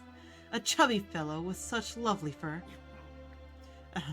Anyway, tradition dictates that special guests such as yourself be presented with a gift. Alas, first come, first served basis, you see. I fear with the passage of time, none are left. What? So the treasure's gone already? Treasure, you say? Not an inaccurate description. Gifts and treasure. You talking in the literal sense? Yes and no. I have the power to grant gifts inaccessible to the masses. The only requirement is answering a question. Not a bad deal, yes? Of course, my questions were given unto me by King Deshret, who in turn received them from the Mistress of Flowers. There are 3, and no more. What causes our rise and fall? What obliterates love and hate? Or hate and love? And what determines truth and falsehood? Oh, the more he talks, the less Paimon understands. I see. Must mean Gudars and Marika managed to answer 2 of the 3. Another who understands. Whoa. Oh. So the events of the event those 2 slabs are depicting. Priests in their records. A singular obsession, quite boring too. After being imprisoned within Aru, I could on occasion take the form of a cat to converse with those around me. But I despise speaking to them. No conversational skills whatsoever. Now humans like you, who stumble in here from time to time, are much more interesting. Hold on, we're getting off topic again. 3 questions. The 3 questions you mentioned. What are they for exactly? Ah, that is the story that begins with King Deshret. And we're in for another long one. Nostalgia for the past is common to us all, is it not? And our king was such a proud soul man in those days. He watched us speak of the present and the future, the wisdom we possessed or we were about to obtain. And we were his proud retainers, confident in our belief that so long as each one of us used our abilities to the fullest, progress was inevitable. And yet, King Deshret's ambition was not destined to be allowed in a closed-off world such as this. So nothing went as planned. In fact, from the beginning, there were signs of an outcome of this nature. Signs that an outcome of this nature was inevitable, because although we were 7 pillars, one was forever absent. Alamar would insist the Dendro Dragon Sovereign was one of us, but the dragon herself rejected that idea. There was a Dendro Dragon and it was a female? Oh! Was she as pretty as Nuvalette? Huh. Like a card you can never seem to draw from your deck. More like a card that was never in the deck to begin with. Alas, It was just who Olimar was. There was nothing we could do about that. I always preferred chess to cards. In the end, life grew unbearable for our king. But of course, those who remain must continue to live on. But subjects like us were less fortunate. After all, the fate of a trainer is decided by the king, including the chance to walk away. So it was then that King Deshret and Kroko Goti and I, or King Deshret had Kroko Goti and I locked within Aru, where we remain to this day. Kroko? Goti. Of course. You're more familiar with their full names. Sobek, the Crocodile King, and Hershaf, the Goat King.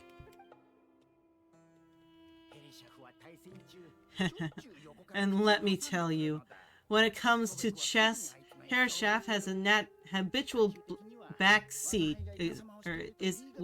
habitual backseat strategist, always spewing nonsense from the sidelines, while Sobek was all too quick to take his terrible advice to the point where I was the one who got accused of cheating. Chess is an exercise in patience, and that man couldn't sit still to save his life. He could never excel at that game. Just rules lawyer, guy who does not think, and the guy who thinks. In fact, neither of them were good at chess. Even so, we played together often, and since I was always the winner, we got along quite well. Huh? What are you laughing at? Were we not good friends? Oh! Oh, they hear him! They hear him on the other side! They're laughing and bitching at him! No, not you. It's Goti. He's laughing. He's laughing for no reason again. Can you not hear him? Ah, right. Of course you can't. The two of them are inside Aru, as am I. So only I can hear them. What is even going on here? Has he, started to lose it after being trapped for so long? It does happen as prisoners serving life sentences. Speaking of which, how's Azar doing these days? Doubt he's doing much of anything. Just what I wanted to hear. What's the meaning of this? You doubt my words? I have half a mind not to talk at all. Oh, no. We're not questioning you, Lord Ibis King. Just discussing other things. Please continue. Huh. In that case, where were we? Getting to the part about the 3 questions, hopefully. Ah, yes, we're almost there. Before I entered Aru, the King Deshret said I could be released from my eternal seal if I choose humans who could provide the correct answers to those 3 questions. The first person who caught my eye was Godars. I asked him what causes our rise and fall. He answered conspiracy and betrayal, for it renders the righteous and unwise unable to succeed, and thus nations fall. I found his answer quite interesting, so I bestowed him the power to deceive. The second human I chose, Makira. I asked her, what obliterates love and hate? She said unto me, I have nothing left to lose. Vengeance alone can quench both love and hate. I found this to be another fascinating response, so I granted her the power be loved. But both of them ended up... Now then, young one, riddle me this. Did their answers point to this fate? Or was it the power I bestowed upon them that determined their end? I'm just an observer who doesn't understand their circumstances, so I can't answer.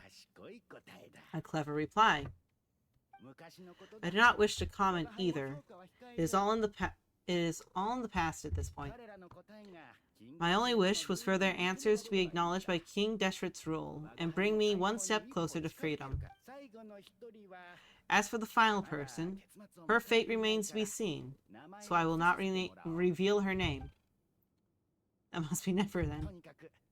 I asked her what determines truth and falsehood, and found her answer quite compelling, so I bestowed upon her a gift to match. As you can see, however, I have not been freed, so it's clear the answer she gave at the time was wrong. But alas, 3 people were chosen, and 3 questions were asked. So now all I can do is wait. Wait until her wisdom is in line with the rules set forth by my king. Until she has found the true answer to that question. No wonder there was no 3rd slab then. Or perhaps you're just not ready to include her in the story.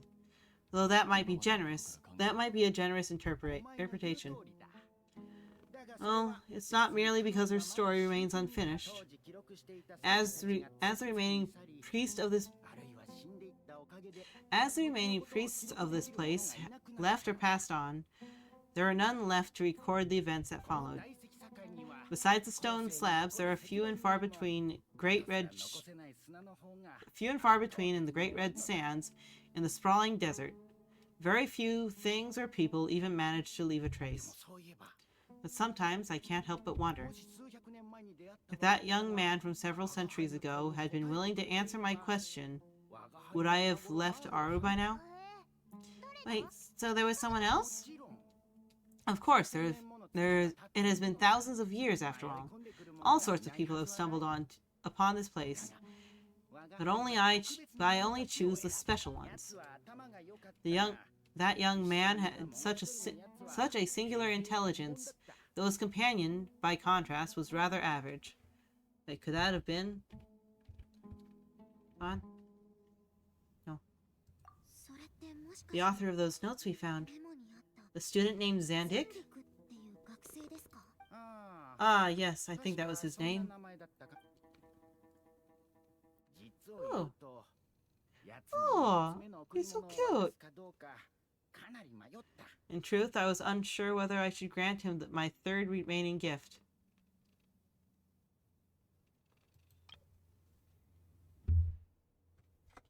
I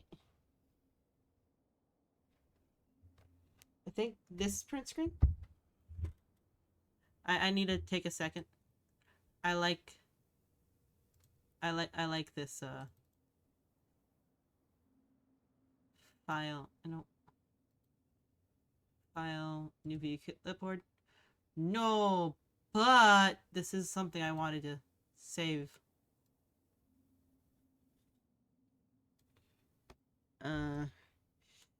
Yeah. Sorry, the cat is in my lap. And I don't know if I want to, like, kick her out. Because she's, like, the only one watching. Paying attention.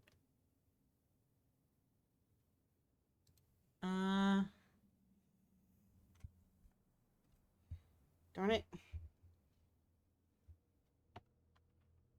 Great. Now the wire is stuck. No, that was insert. Sprint screen up here.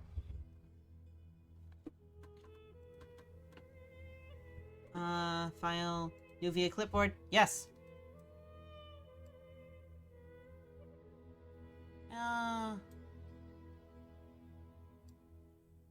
I'm gonna take the entire thing. Cause I think it's that cute. Control X. Paste. Yeah. It's super cute. I don't feel like something this cute should be left alone. He was, of course, exceedingly clever, but he was also mistrustful and narcissistic in equal measure, and there did not seem to be a line he was unwilling to cross. Too much power could be dangerous in the hands of someone like him. So I found myself rather relieved when he declined my gift. Oh, he turned you down? Did he give a reason? Yes. He said he didn't need it. Oh. Still remember the look in his eyes.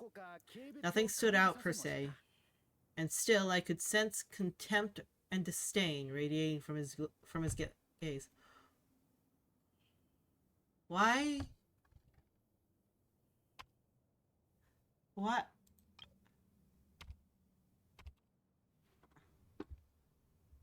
I feel like I must ask, how old is Dottore? What is... Did... New via clipboard.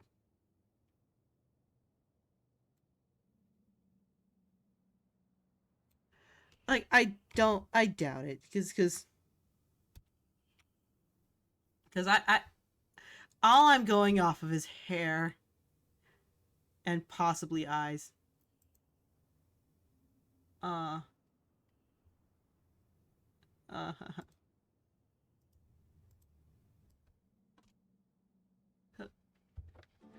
want to... So Zadok or whatever. Cannot give an exact reason, but on instinct I just knew it would not end well to get close to a man like that. So I tricked him. Stick close to your companion, I said. Only the descendants of Tulate can come and go as they please.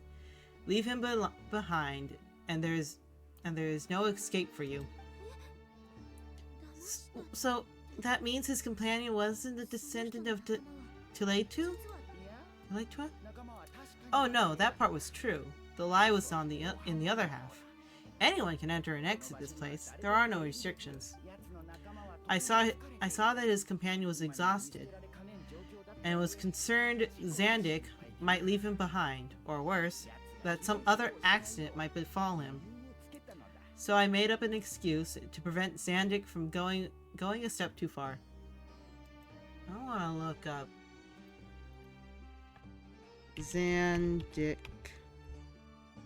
Genshin.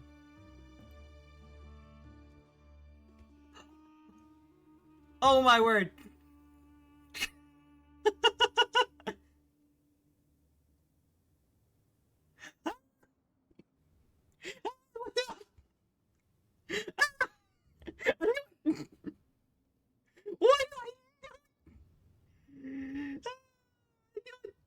I knew it!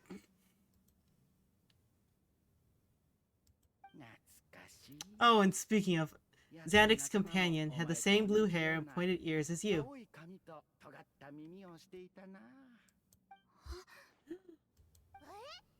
Wait, does that mean Lila is also a descendant of Tuletua? Indeed. When Hermanubis founded the city, he took in many who had nowhere else to go. Today their progeny are scattered to the four winds, and indeed are far more numerous than I could have imagined. So the person you protected could have been my ancestor? Yes. You're very welcome for that. Could I ask another question, Lord King Ibis? Or Lord Ibis King? Of course. I have nothing but time, I'm afraid. Did you also save me and a man named Digir? I did. You two were quite unlucky, bumping into a device King Deshret once used to measure human brain power. That contact caused more knowledge than you could handle to flood into your minds. So I replaced that knowledge with something with simpler, repetitive information. Of course, the side effect being the same thought repeated over and over again in your mind. But that should resolve itself in time. Don't eat the nuts! Don't eat the nuts! Don't eat the nuts! Don't eat the nuts! It's just... How many moons are there in the sky? Yes, that was the phrase I used in your head. I forgot the other one, though. I believe it had something to do with food. Both were spur of the moment decisions. So no need to dwell on the meaning too much. Oh, I see. Thank you, Lord Ibis King. As I said, young one, you are most welcome. If you're inclined to return the favor, perhaps you could turn off that device so no one else can trigger it. There's only so much a cat's paw can do.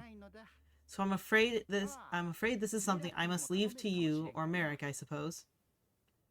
Don't worry, the device can no longer be activated. Oh, splendid! Another one bites dust. Since the fate of things here, day by day, little by little, such is fate of things here, day by day, little by little, the remnants of ages past fade into obscurity. For that reason, the gifts of bygone eras, be they tied to your blood or technological in nature, are not to be revered. They are tools and nothing more. Disrespectful? Huh. I simply make the most of what I have. Besides, our king has been gone for all these years. What good does it do to revere him now? Oh, are you talking to the goat again? No, Croco this time. He's pestering me for another game of chess. Says he wants to even the score. Wishful thinking, if you ask me. If we counted one push-up for every loss, he'd owe me 300,000 by now. Of course, that's just a rough estimate. I've never kept count. It appears that something you like being that's something you like, being someone unable to be defeated. I suppose so. Alright then. Time for me to extend my winning streak, and for you all to head home. Best of luck to you! In truth, deep down, I know even the answer to those 3 questions will not change my fate. But that's for me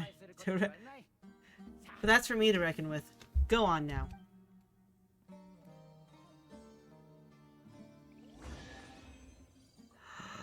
But shit.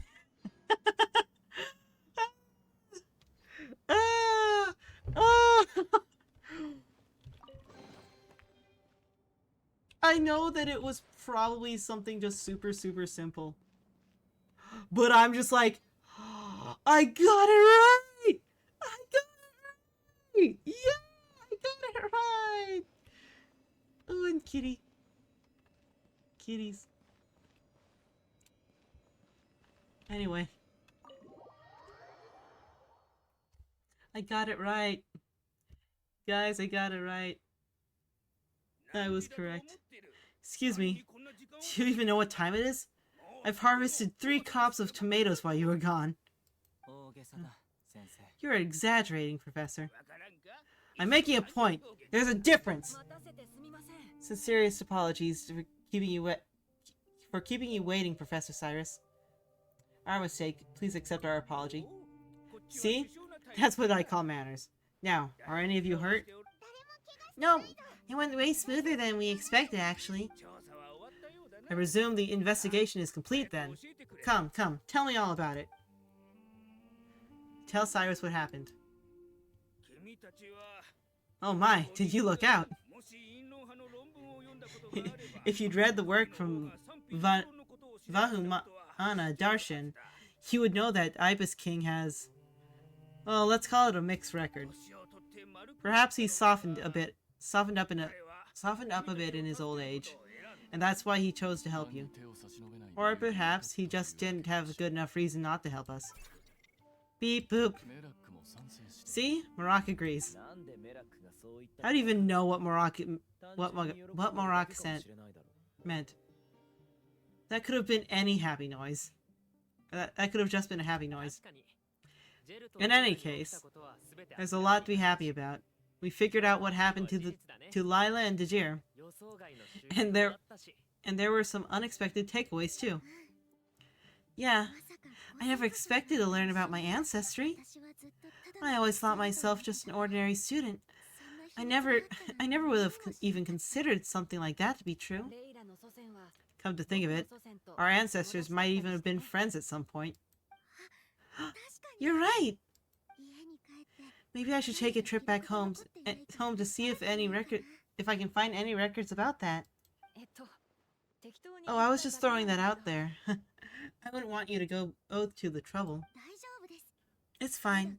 My advisor gave me a break and I still have a few days left, so... Oh, wait! My study topic!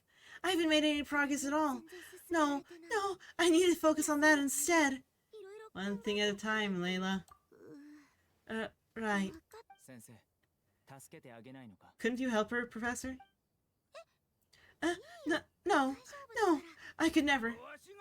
Me, you say? I'm from Spantamad Darshan. I'm from the Spantamad Darshan, and I don't think that Napis or Zaha Hadi research the stars. All I have to offer are my homegrown tomatoes. Although I suppose it's not impossible. I can ask a few friends to recommend some interesting topics. You really don't have to. It sounds like a lot of work. Hardly. A few passing questions while we water plants. It's no trouble at all. Thank you so much. Of course. Now, it's getting late. Y'all must be tired. Let's wrap things up here. Some say desert nights are the sun taking mercy on us after the heat of the day. So let's leave while she still feels merciful.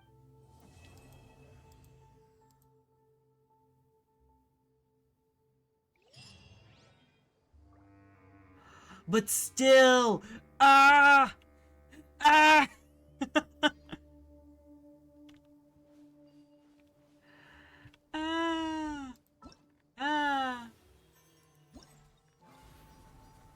don't want to do that.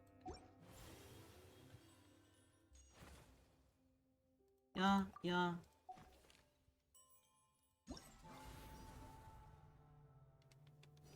I don't want to do this. But there's so many, but I can't get them. Anyway, we're gonna end it for now.